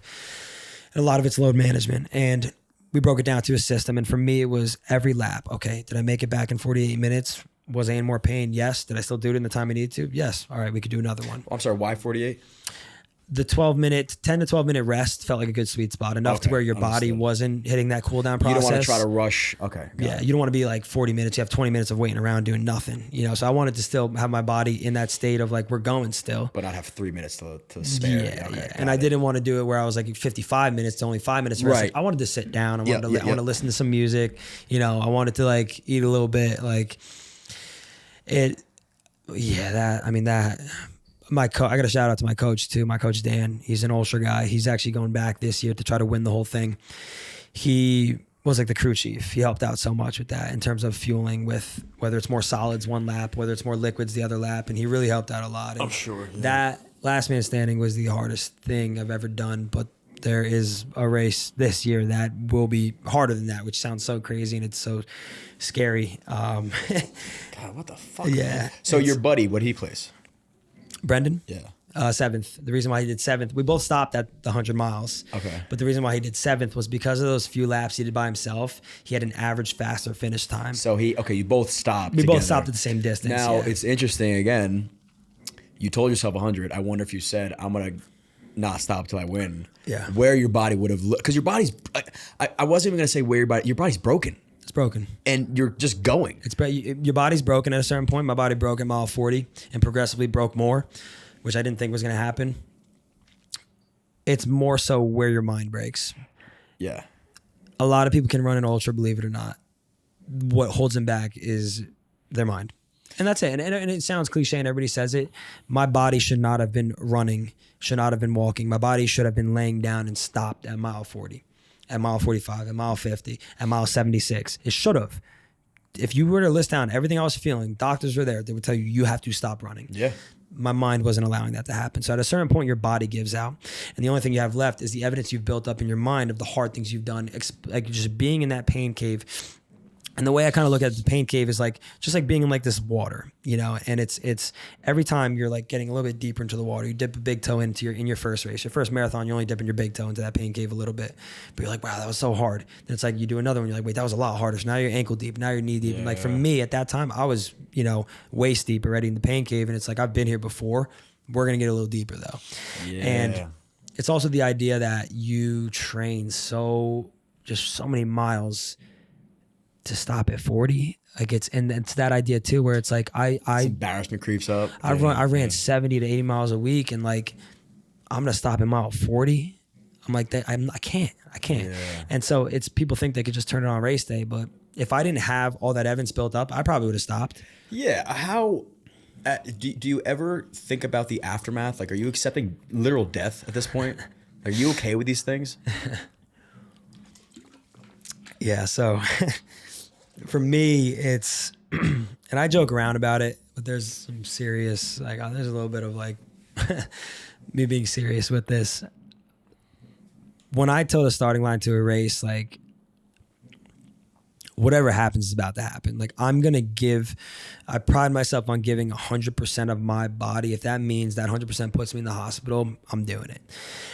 Ideally, obviously, I don't want to die doing these things. You know, I have a lot more I want to do and live, and that'd be very selfish of me if I towed the starting line, being like, if I die, I die type of thing. Yeah. Accepting, you know, death, yeah. So it's, and you know, I don't want that, but I toe the starting line willing to deal with the repercussions that come with it. For me, after last man standing, I didn't know what to expect. Again, I wasn't able to run for 3 weeks. I was barely able to walk straight. Every step I took hurt. I couldn't sleep for a week because you're just in so much pain. For real, not sleep. Yeah, my legs, I gained 6 to 7 pounds of weight from the swelling in my legs. So like if you were to press into my leg, it would go in like an inch into my leg from the pitted edema. And pitted edema is just, it's like when your legs swell up, It's just a stiff, swollen edema. That's what it is. And the chafing, I couldn't walk I had to walk with my legs bow-legged for a while just because everything was just torn up. Are you worried at this point? Are you like, wow, I really fucked up? Am I worried like permanent? Yeah. Like, no, I'm recovered from that. The Ironman, I was a little worried because, I mean, full transparency, because it's just the race day. Like, I had no feeling in between my legs for 60 miles on my bike during the Ironman. So like, truthfully, like the only time I had feeling was when I got up to go to the bathroom, like to go pee. And it came back, then I went back on the bike and I couldn't feel anything in between my legs. Like I lost my cock. No, literally. And then, see, that's where I'm not. That's so crazy. There was now repercussions from that for the next few weeks after that. There was still like a little lingering of like, couldn't feel it, tingling to like no feeling in a way for weeks after. And it got to the point where I was like, I gotta go to the doctor. Like, but I never did. Everything was fine. Thank God. Yeah. But that, I'm like, Ironman's not worth that. There's nothing in this world that's no, worth that. No, you need that. You need that. You need that. You need that. Wow, I would have never thought about that. Neither did I until it happened. Yeah, because like maybe you're sitting on, like you don't know what. I needed a new bike seat. The bike was literally this hard, and it was thin, and I probably should have. That's my thing, though. I was so inexperienced. I was towing the starting line literally like a sheep surrounded by like a bunch of like lions, and I'm like, this is.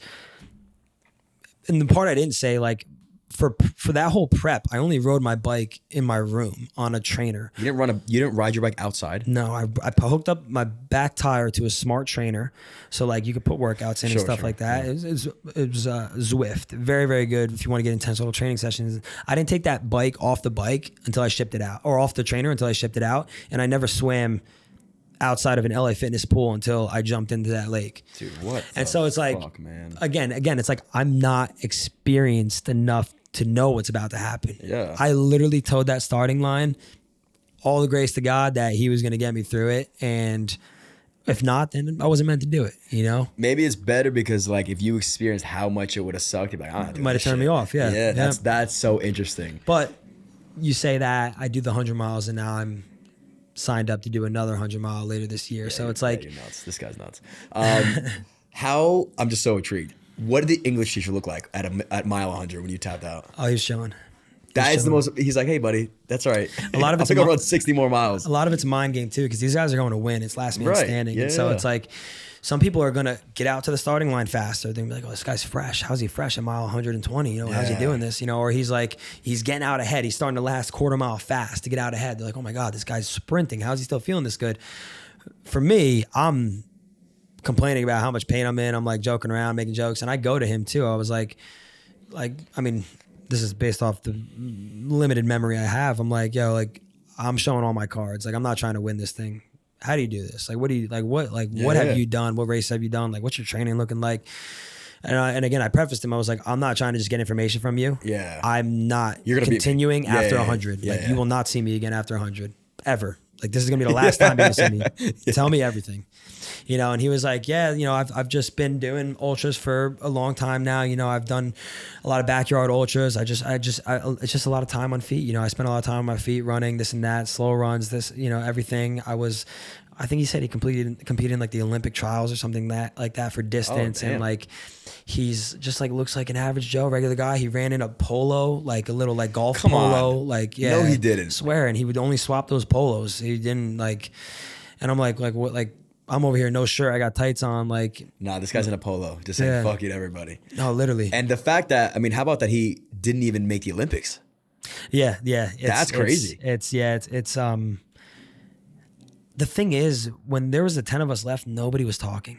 What are you talking about at that point? There's like, people were listening to music, some of them, but nobody was talking. Like, and again, let me backtrack. Me in races, like, I'll chat. When I did my 249, I was talking to people next to me. These people from like Brazil came up. We were chatting with them, this and that. Like, I'm vibing for as long as I can until I step my big toe into that pain cave. Right. Then I'm locking in. But I'm getting to that point and prolonging that pain cave as long as I can. Once I'm there, I'm like, all right, now it's go time. Yeah, well, I know you're 100 miles impressive, but my 6 mile, my pain cave was about mile 2. So these guys are chatted up, joking around. And it's all relative, though. I remember thinking to myself, man, not that I'm ever going to run again.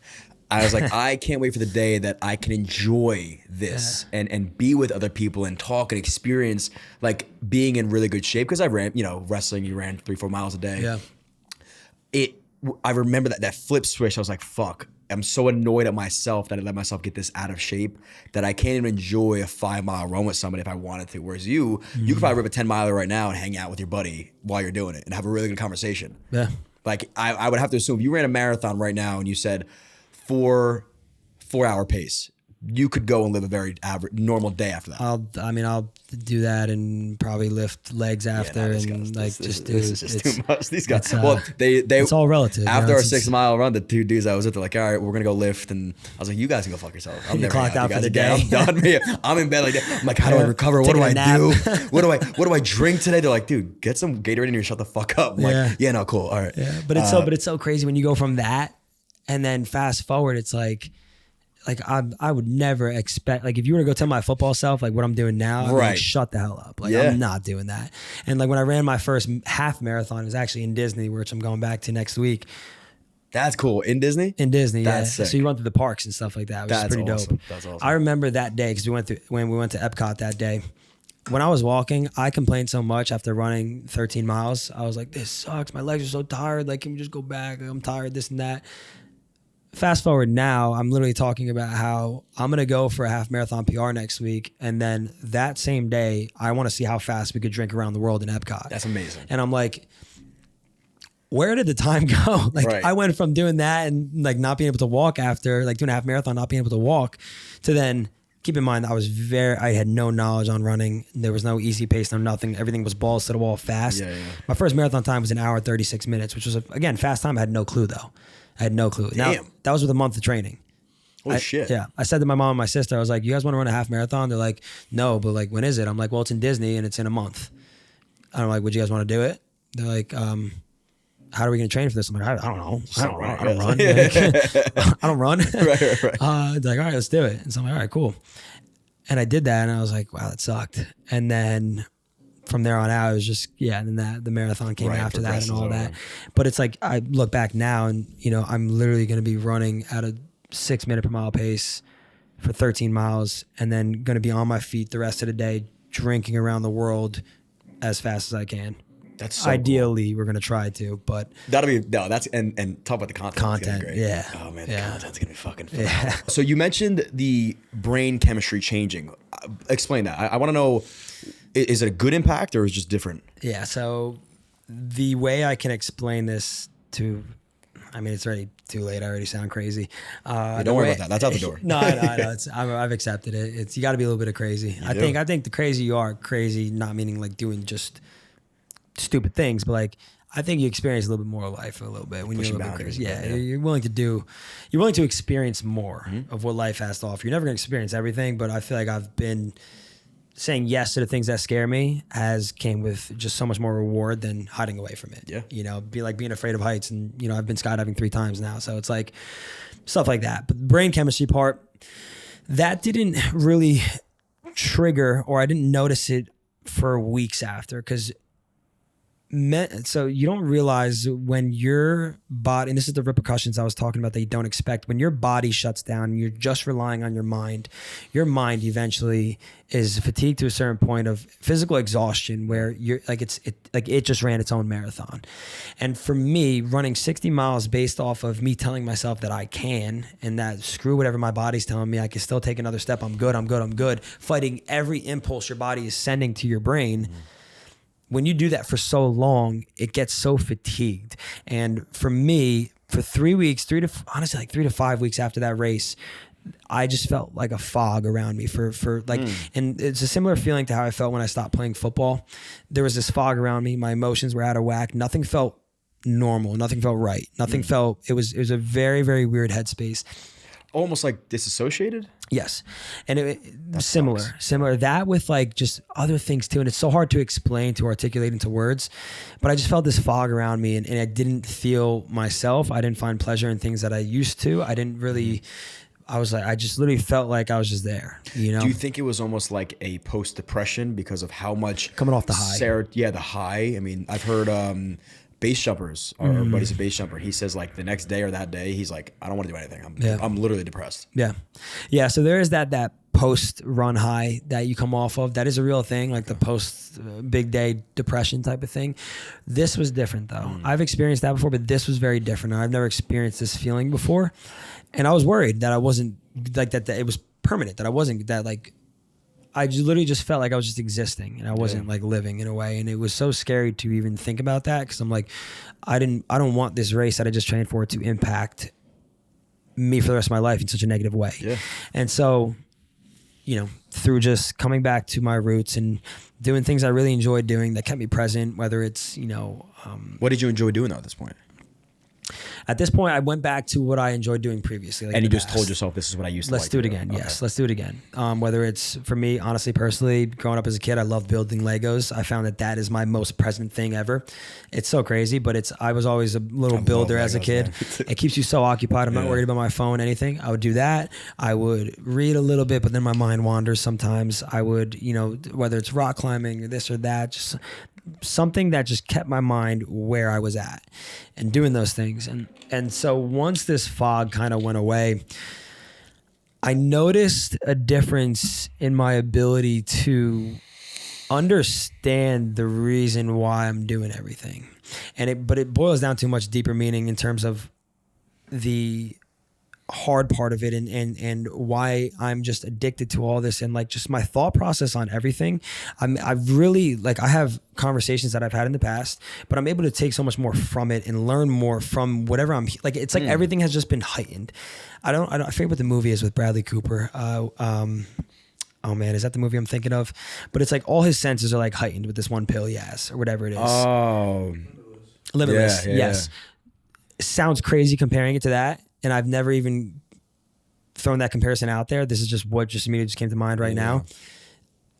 Imagine that, but to a lesser degree. There's something that that's a great movie too, but something just, I didn't want to roll right over that, but something just heightened everything. And all my senses. And that's still. Yes. Wow. Senses meaning like mentally in a way. And it's so hard to explain. I don't know. I wonder if it like unlocked something in your brain that's been. Well, I think the thing is, yes, because you don't use every bit of your brain. Exactly. You know, there's so much to uncover, and physically, there's parts you're unable to uncover. That's just how the brain works. But it's like I think something happened where I unlocked even the smallest part of my brain that I haven't used, but it was brought out during those 60 miles of no, you got to go, and then from that, it's now like it just opened this oasis of just a different thought process, a different, everything makes sense of what I'm doing in a way. It makes sense to me. I wonder if hearing things and from other people, and I'm like, everything is just making so much more sense than it did in the past. And it sounds so crazy saying it, like it doesn't make sense. I would love. There's got to be science behind that. I'm sure you're not the only person. I haven't looked into it. I'm sure there is. You definitely should, because that's it. I wonder if it's just like your pain threshold is probably so much higher now. Like your body if you never do anything hard and you go experience something hard, your body's gonna stop. Like, oh, that hurts. I'm not gonna do it anymore. You've told yourself stop listening to that so many times. You don't even know what pain is anymore. My perception has changed. It's so maybe now like your appreciation for just everyday life is intensified because your body's so used to going through a literal hell. It's almost like when people recover from cancer, like their lives are so much different now because of a new sense of appreciation. Of traumatic experience. Yeah, I wonder if like that's what occurred to me. You think about people that fall in love and serotonin is now different and they're different people, or they go through a breakup and they're different people, or they take mushrooms and they're changed completely for the better or for the worse. Like things happen brain chemistry wise that I'd be so curious to learn more about. You should talk to a doctor. Hopefully a doctor's out there that can tell us what the fuck's going on in this guy's brain, because that's intriguing. Yeah, it's so interesting. Yeah, and even like just regular conversations I have, just the way I articulate everything, and even just like relationship wise, like stuff I used to struggle with in the past. Like we were talking with out there, like I was in a 4.5 year relationship, and it was awesome. It was great. And fast forward to the relationship I'm in now. Shout out to Elizabeth. She's been amazing in just every single way with support and understanding of everything I'm doing, which is hard. It's hard to bring somebody into all this that truly understands and truly supports, because some people might look at all this as like time away from us, time away from like the relationship, but she's just been amazing with understanding everything and all that I could ask for in terms of that. And just in general of just her being around. Yeah. It's woman. It's also like, but it's not like you're going to play video games. You know what I mean? Like you're going to do something so crazy and so impactful. Like go and do it. And she does. And she ran her first marathon. She did a 3:39, she's like, she's fast. Yeah. And so it's takes somewhat in that space to understand the training that goes into it. Like, hey, I can't sleep over tonight. I have a long run tomorrow. I got to wake up at 4 a.m. Like, and there's two responses. Like, no, absolutely. Like, go to bed. You got to go home now. And then no, like, come on, like just stay like a little bit. Like there's their initial response is going to show a lot. It's going to show a lot of how they are, but you read that in the beginning, not to make this like a relationship type of thing. You read that in the beginning when you go on dates with people, like, and when you have these conversations, their initial response, that's their raw reaction.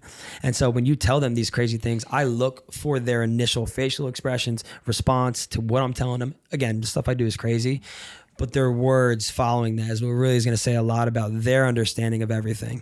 Well, I think you probably helped her, like you being so rude, and it goes the opposite sense. Like picking your partner should be bringing up the best version of you. If I'm dating somebody and I'm on the cusp, let's say, of like enjoying being physically fit and in shape, and this girl is, no, I got to go to bed right now. I can't talk anymore. I can't sleep over. I have to go wake up in the morning and work out. Or no, I can't go out to eat because I have to go eat like this. You're going to be like, all right, well, I wanted to step into this lifestyle anyway. You're helping me there. Whereas you get a girl that's a party animal and she's like, let's just keep staying up. You're like, fuck yeah. And now you're living this life where like, did I really want to be doing this, or she dragged me in? And that's a hard, because that is a tempting place to be, but it's like, what would you rather have? And then you got to start thinking about, who are you being for somebody else? Are you being that person that's detrimental to the girl that was on the cusp and now is on the bad side because of what you're doing? Yeah. It's interesting. No, absolutely. And I had we could talk about relationships for a while. I love again, it's everything makes so much more sense after that race. It's like, and it's so crazy that like it's so funny too. Just a little bit about our relationship. Like, we met earlier last year.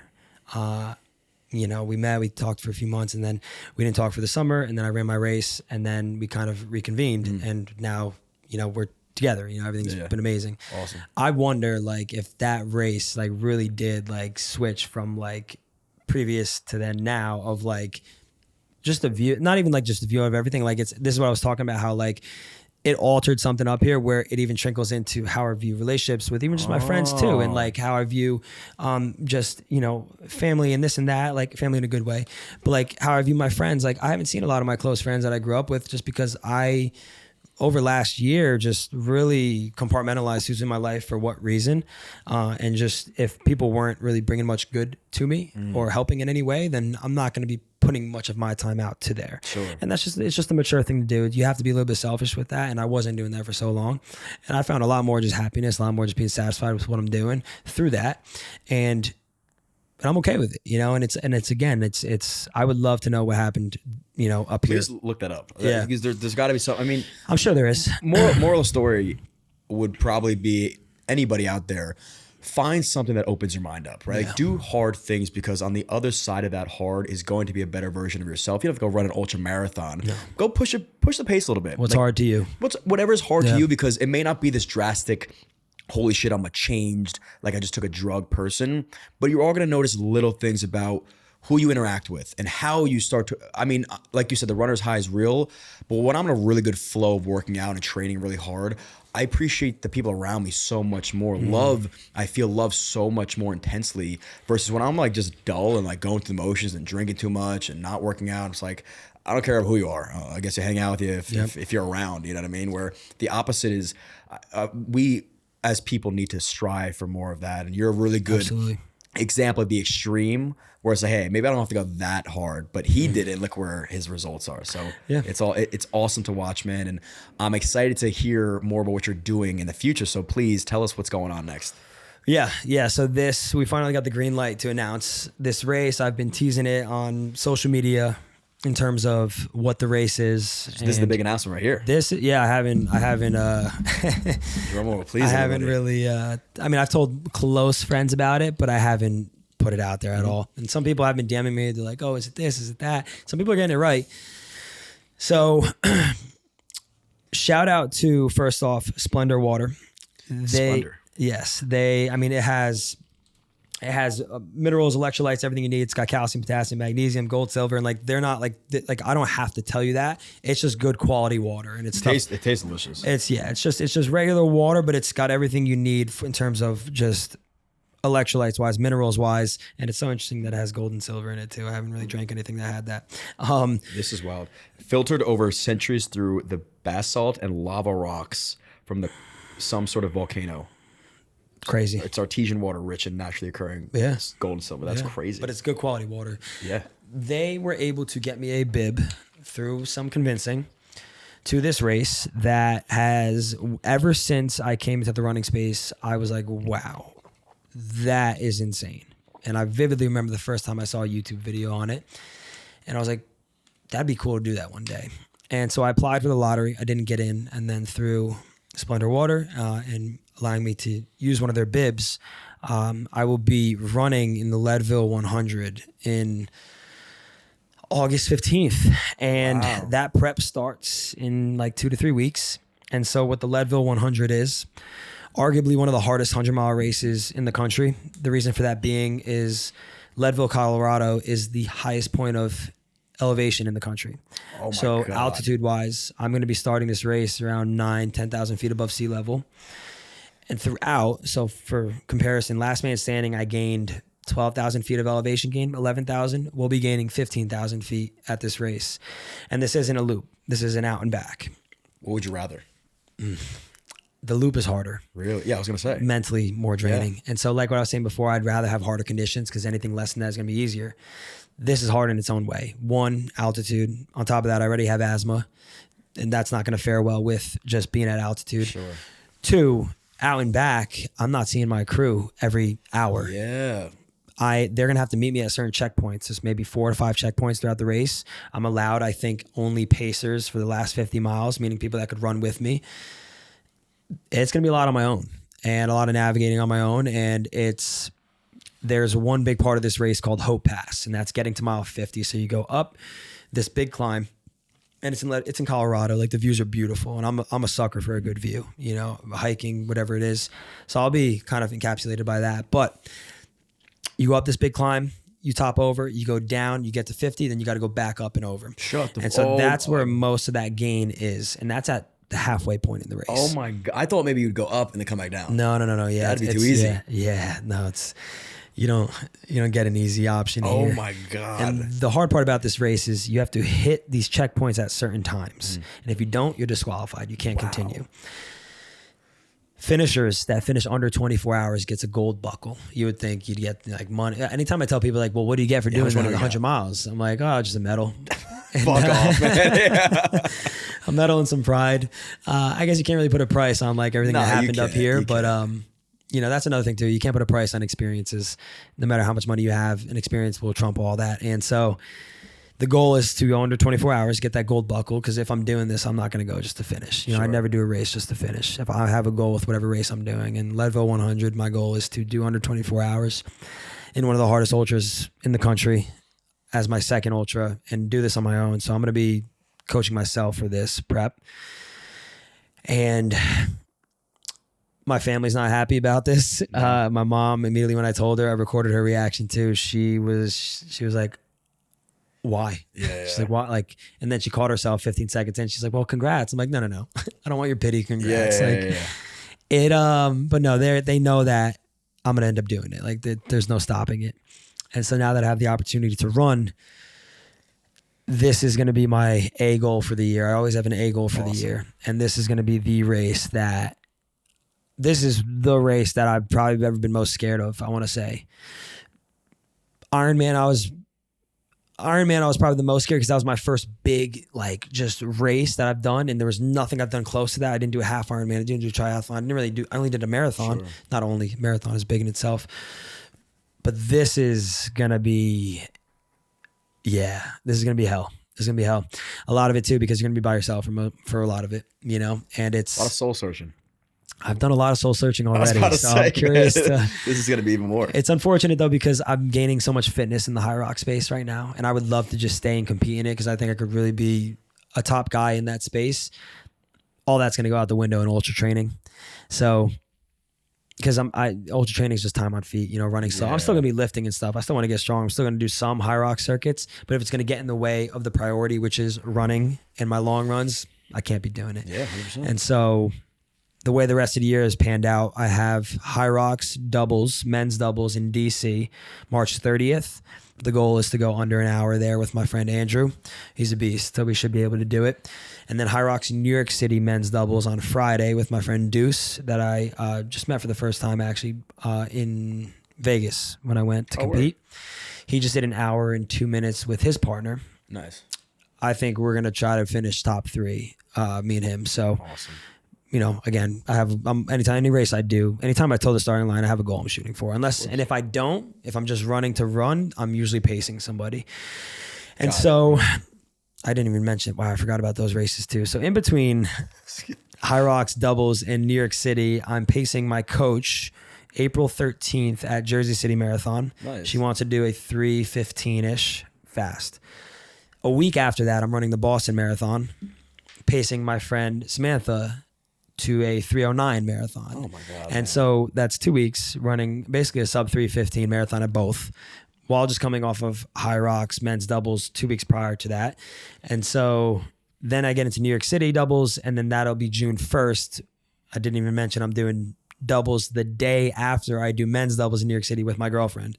So with Elizabeth, that's going to be more, again, like I'm going to be sore from the day prior, and we're going to push at her pace. Yeah. And she's strong, she's fast. So I'm curious to see what we can do. Yeah, that's and awesome. She's competitive too, which I love. I love it. And it's going to be fun because it's local. So a lot of friends can go watch, and people, it's just such a fun environment to just spectate. They have a bar there. So as soon as I finish, we're going to go indulge a little bit, just because you earn the drinks. I make sure I earn the drinks. I'm not going to drink if I didn't do what I wanted to do. I agree with that for sure.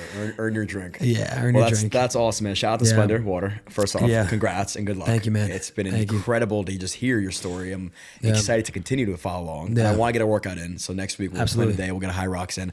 Last question. I'll get you out of here.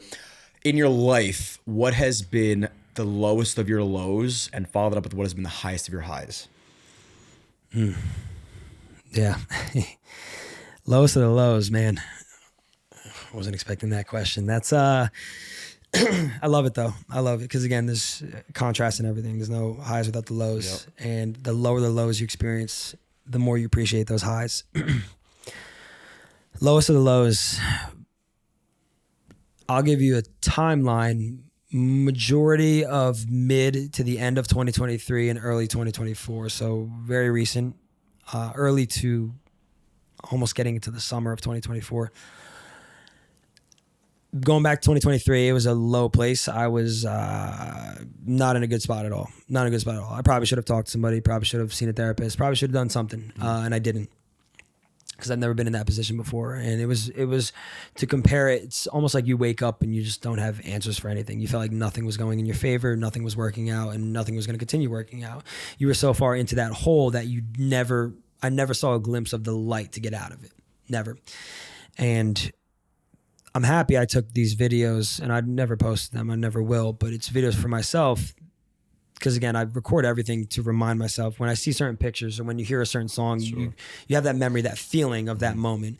And anytime I look back at that video, I somewhat smiled knowing that I had no clue that I was gonna be able to get out of that. And I did.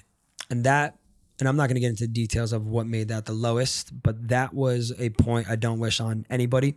It was a very, very, I mean, I haven't even really talked about this with many people just because, again, it's not really good, but I keep it mostly to myself. Again, talking about things are good. Talking about things are very good. It's hard to. And that's something I need to work on, and I have been working on. And that was the lowest point I want to say I've been in. And it was a span of a little over a year, which sucked. It sucked. It was bad. And then the highest point, man, that's tough because I, over time, have learned to just find appreciation in just even the smallest things. Not that that's like, like a super, super high moment, but I've learned to just appreciate everything a little bit more and just lead with love in everything I do. I want to say one of my happier moments or my highest moments, I want to say, would probably be after I finished that Ironman. I want to say that time after. Just knowing the odds stacked up against me and how nothing was panning in my favor to do this, and I did it an hour faster than what I expected to do.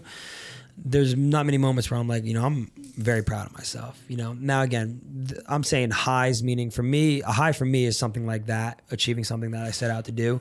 There's highs of like, going on vacation and going to Italy and, just being in places I've never been. Like those are highs, but it's all different types of highs. Sure. For me, the highs that mean the most to me are these post-race highs. And I think that after that Ironman, it sparked a lot. And I don't know, there's many, many highs that are similar to each other. There hasn't really been one that's just like trumped the rest. That's like, that is the highest, that is the best point I've ever been in my entire life.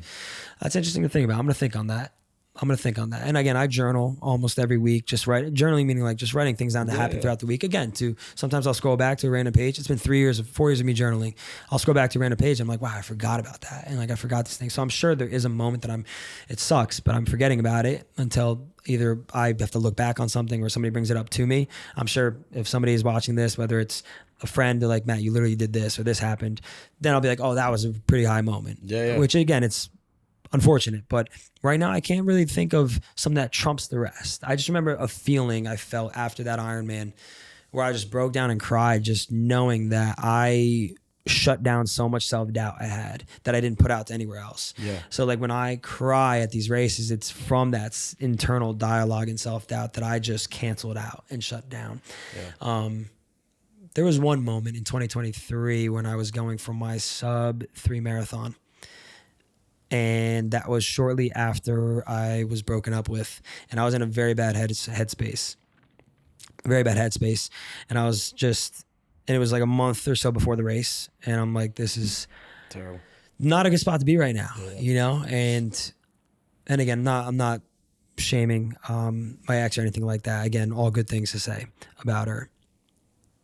That when I remember during that race, I cried at mile 22, knowing that 1, I was about to finish. 2, I was just really thinking about everything.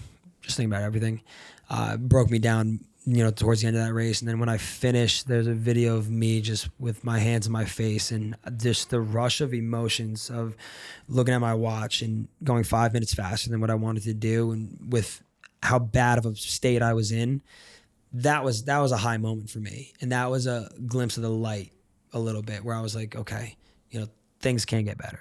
And so there's different types of highs. I know I just kind of dragged that out a little bit, but not at all, man. That was beautiful.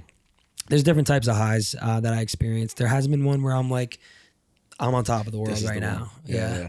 And you may never. I think it could be just an accumulation of all these smaller highs that then amass itself into being just this overwhelming sensation of like everything is like this positive, I guess, result versus some things would have led to a negative result in the past. You know what I mean? Like that graciousness you have now, just in regards to life, I think is beautiful. I was going to say that. Yeah. So I think it's, and thank you. I do appreciate that. I think it's more so me appreciating everything a little bit more than I used to. There's just not going to be that high that stands out because everything means so much to me. And again, being as analytical as I am, even the lows, like I'm appreciating the lows so much too, because again, there's no, like, again, I can say it a million times, there's no highs without the low. There's no success without the failures. And it's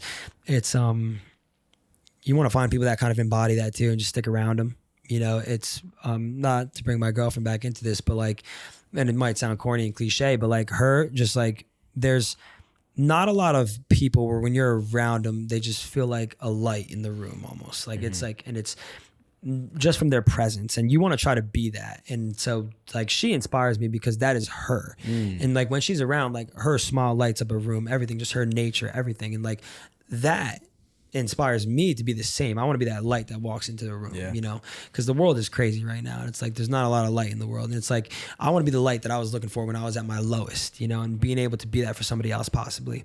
And she kind of opened my eyes to that a little bit more, that I knew of it, but I was like, I'm not like that. I got to get like, I want to be like that, you know? And so it's, there's different types of, I don't know, again, it's all, everything I've broken down over time after Last Man Standing, of just every part of my life, just really breaking down and thinking. I want to flip the question on you. What's your highest point? Damn. What's your highest point? No one's ever asked me that question. I don't know. Let's cut the podcast. What the fuck cares? No, man, it's funny because I have obviously thought about this because I asked the question. And the way I explain it, if somebody's like struggling, is I don't care how significant that moment is to you now, right? I care about how it made you feel in the moment, right? So it's going to sound corny and it's going to sound like, you know, come on, man. But at 17 years old, playing football, when life was nothing but one thing and one thing you loved, you didn't really have to worry about too much because you were still sheltered from a lot of like the nonsense in life. And maybe now with social media, we see a lot of the world's problems at like this magnified sense, and you probably shouldn't be seeing it every day. You weren't consumed by that. You're hanging out with your friends and just enjoying everything. And beating, you know, one of like our hometown rivals. We beat Wayne Hills, and we never beat them in 21 years. And I was player of the week. Like just having that, I remember. What position were you? Linebacker. I was gonna say. I just like hitting people. I wasn't big. I just like threw my body at you. I'm gonna hit you with all 160 pounds I had. Yes, sir. So I remember at one moment I like recovered a fumble. I held the ball up. I look at my mom, who's not crazy at all, is going ludicrous in the stands. And her hair is all. It was a beautiful moment for me because we did something we didn't think we could do, and nothing else mattered. You know, it was bliss at that time. And the lowest of my lows was similar to you. I had a startup out of college, and again, this was a moment. And the second best moment was the launch of the startup. Right, I was on top of the world. We had this big launch party. Everything could go right, or everything was going right. And I'm telling myself all these different things about who I'm going to be and what my life's going to look like. Because when you're young, your expectations are so high for everything. And so I'm setting all these expectations for myself mentally. And then reality hits and hard work hits. And you're like, wait, why am I not Mark Zuckerberg yet? Why am I not this nothing is happening. And you get this overwhelming sense of depression and imposter syndrome. And I'm like, am I really this guy? Maybe I'm not, and I'm faking it. And every conversation I'm having is a lie, and I don't believe my own bullshit. There's no way they do. And I have people patting me on the back and saying, hey, at least you tried something. And I'm like, how much more debilitating can this be? And I finally remember sitting in my car one day, super depressed, same questions and things that I'm saying to myself. Is anything worth it? Is anybody even going to miss me if I go? Like really, really deep things that I say out loud now that people that know me would be like, there's no way you were saying those things. But I remember vividly being like, I don't give a fuck about anything, man. I could leave this earth now and who cares, you know? And I sat there and I remember I was talking to somebody and she was like, well, listen, you're at your perceivable lowest of lows. You've never felt worse than this. You can either sit and sulk or embrace that it may never get as bad as it is right now, right? There's an up from here. And at that moment, I realized like, hey, maybe my circumstances won't change, but my perception on these things is going to change. I cannot live like this with a self-doubt and depression for any longer. And if that means doing something different, then so be it. If that means just staying the course, then so be it. So I remember those two moments pretty vividly. And like you said before, when you have a really bad low, the future lows don't feel as bad. So I've had things happen in my life for the last couple of years that have been pretty traumatic and debilitating for myself and my family. And don't get me wrong, those are very hard to deal with, but it's like I manage them a little bit better with a sense of appreciation for why they're happening to me and what I can do to make it better for the people around me that are also experiencing, because you're not alone. Like when you're young, you're selfish. You like got this woe is me attitude. All you care about is yourself. And you're not thinking about how your mom feels or how your dad feels. Like now I'm more worried about them versus me. So yeah, I think once you hit your low, it doesn't matter what actually happens, you'll probably feel a little bit better or handle it better because you already experienced it once. Absolutely. Yeah. No, that was a good answer. Yeah. It's when you said that, you're like sit in your car and like, I could leave this earth now and like be okay with it, you know? I'm like, weird. And so I said something like that as like a joke to my mom, and something that stuck with me was she said, you could say that, but what you're not thinking about is what you're leaving this earth, or what you're leaving the people on earth with, of you going, you know, something along those lines. And it's like, then you realize like how selfish of a thought that is to even like think, or even just have that thought pop up. But again, sometimes you can't control that. Yeah. And so and that stuck with me for a while. I was like, wow. Although I did say it as a joke, I'm like, wow, I never thought about that. Because at the time, it's like, you're thinking about yourself, like, how can I get out of this? How can I do this? I got to do this. I got to do that. And there's no answers. And it's like that, then that thought pops up, and then you hear something like that, and you're like, wait a minute, let me backtrack for a second. Let me just take a step back. Yes, there's an answer to this. There's always an answer to it. You just got to find it. It's like what that woman was saying, or what that girl was saying to you. It's sometimes you hear something you already know you have to do, but hearing it in that way is sometimes what will propel you. And then what you said, like when you are at your lowest, it's like you're able to manage these lows a little bit better. When you have done the hardest thing you've ever done, you're able to manage those minor hards a little bit more. Yeah. I mean, the way she said it was not beautifully. It was like joyously, like almost like have fun. Like you've done it. You've reached your break. Congratulations. You've reached your breaking point, because everybody has to get there eventually. Now go and live your life. Yeah. You know what I mean? And I think it's very normal. And again, I can only speak for men, to feel this extreme low of depression. And you're almost afraid to even say it out loud, because God forbid you're somebody with depression. And not that I was ever going to act on these certain things, but in the moment you're like, who the fuck knows? Yeah. Voicing it out loud, I think, makes it real for you in like a good way, because you're like, oh, I'm going to go do something really, really bad. And you're like, wait a minute. No, I'm not. I have so much life to live. I have so many people around me that need me here. I'm going to cut that whole, because when you keep it in, that spirals internally. When you put it out there, you kind of, you can erase it off your slate and move on from it. It's very hard. I mean, I don't struggle with it now. And I know there's plenty of men out there that do, and you really need to talk to somebody about it, because I read this online. The opposite of depression isn't happiness. It's expression, right? Express yourself in a creative way, whether it's drawing or whatever you want to do, creating, or just having a creative conversation. That helps you express how you're actually feeling in those moments.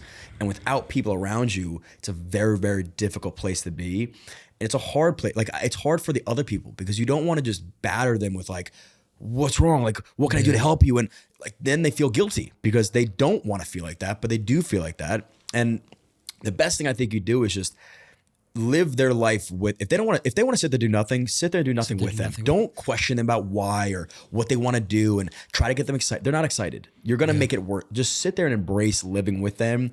Show them that you care, appreciate them for who they are, and let them go through what they're going through, because there is going to be hopefully a moment that they get through this thing, and it's going to be so much greater for them because they felt this dramatic low. Yeah. There's a quote that kind of goes along with that. I hope I don't butcher it. But it's, so the people you want in your corner obviously are special people, but those people are people that will stand in the rain with you when they don't have to. So when you are in that moment, they could be indoors and watch you, be like, you got this, like, don't worry, like, pat on the back. But like, you want to find people who are going to stand right there with you. Like, you want to sit here and cry? I'll sit here right with you. You want to sit here and just, soak a little bit? That's fine. And then we're going to try to maybe do something after that. You want to go get some food real quick, even though you're in a terrible mood. I know you're not going to talk at all, and you're just going to be very just to yourself. Fine, let's go do it. That's it. So it's just finding people who will stand in the rain with you when they don't have to. And that's the biggest thing. When they don't have to is the biggest thing. Because when your friends are forced to take action because there was something that happened, yes, that is a friendly nature and it's a friendly action to do, but that's what the majority of people are going to do. Majority of friends are going to do. The real friends are going to be the ones that might notice something, might see something, but then it's hard because a lot of guys are good at masking what's going on. and it's hard to read that sometimes. The happiest of people might be the most just saddest, depressed people behind the curtains when they're going home and stuff like that. And so it's a real friend will see that or see some of it, might prompt the question like, hey, like, how you been? Like, are you like, you know, like, how you been? And that's another thing too. Sometimes just asking somebody that question breaks them down. You'll know as soon as somebody that's putting on this face for everybody else, and you're like, "Yo, man, what's going on?" Like, just you okay? genuinely asking, and like, hey, like, I'm not sensing anything. I'm checking in, because if you tell me you're great, I'm gonna believe you, and I love that. And I think that's the problem too. People take that question as like a bad thing. If I'm checking in on you mentally and you're my friend, number one, I should be doing that. And if you're out there and you have good friends, check every week or so. Be like, hey man, how are you? Here's a mental check-in. How are we both doing? And if your life is great, don't make it work. Like, I feel like people try now to be like, you know, you may think my life is great, but I got problems. If you don't got problems right now, my life is great. I love my life. And I'm going to express that to you, because hopefully you feel the same way. But if you don't, tell me. And you may not get that conversation if you just go your days having normal conversation. He may not ever tell you because he's a man and he's not supposed to. It takes a lot. It takes the question to open it up. Yeah, sometimes that's it. And then I've found myself this last year just, you know, genuinely asking people like, how are you? Like, oh no, I'm good. I'm doing this. I'm like, no. Like, how are you? Mental like, how is everything? You know, and just shooting a friend a text. Sometimes that's it. That's all you need. If it's on your heart to do it, do it. Yeah. And if this conversation here and somebody's hearing that, us talking about this, like, oh, maybe I should have checked in on Paul or whatever. Like, do it. Do it. If it's a thought, it's a thought for a reason. That thought's not going to come in there for no reason. Do it. Because then that thought might not be with him, but maybe like, oh, I was supposed to text Christine last week. Let me actually get to that now, you know? And then again, at the end of the day, it just comes down to, God forbid anything were to happen to that person and you never checked in on them, you're going to be kicking yourself forever. And that's why for me, I could have people do me wrong in so many ways. I will never burn bridges. I'll never hold grudges, because life is so much more valuable than somebody doing me wrong. You know, somebody trying to blast me on social media, somebody trying to take me down, somebody trying to ruin my relationship, which has happened in my last relationship. Multiple people try to step in and say, oh, he's this, he's that. And then I find 2 years down the road, they're reaching out to me for a little bit of assistance and this and that. And I'm like, and I had every right to be like, no, go find somebody else. Right. But no, like life is so much more valuable than that. And but when you actually believe that, it changes your view on everything. And so when I can't ever find, I had this conversation with Elizabeth, my girlfriend. I can't recall a time I've ever said recently where like I genuinely, like, I hate someone. And I hate it. I can't even like say it honestly. Like, I've never sat here and said I hate that person. Yeah. Just because it's like, life is so much more valuable than just me saying like, oh, I hate them. Like, whatever they did for the reason why I hate them or should have hated them. Life in general trumps that.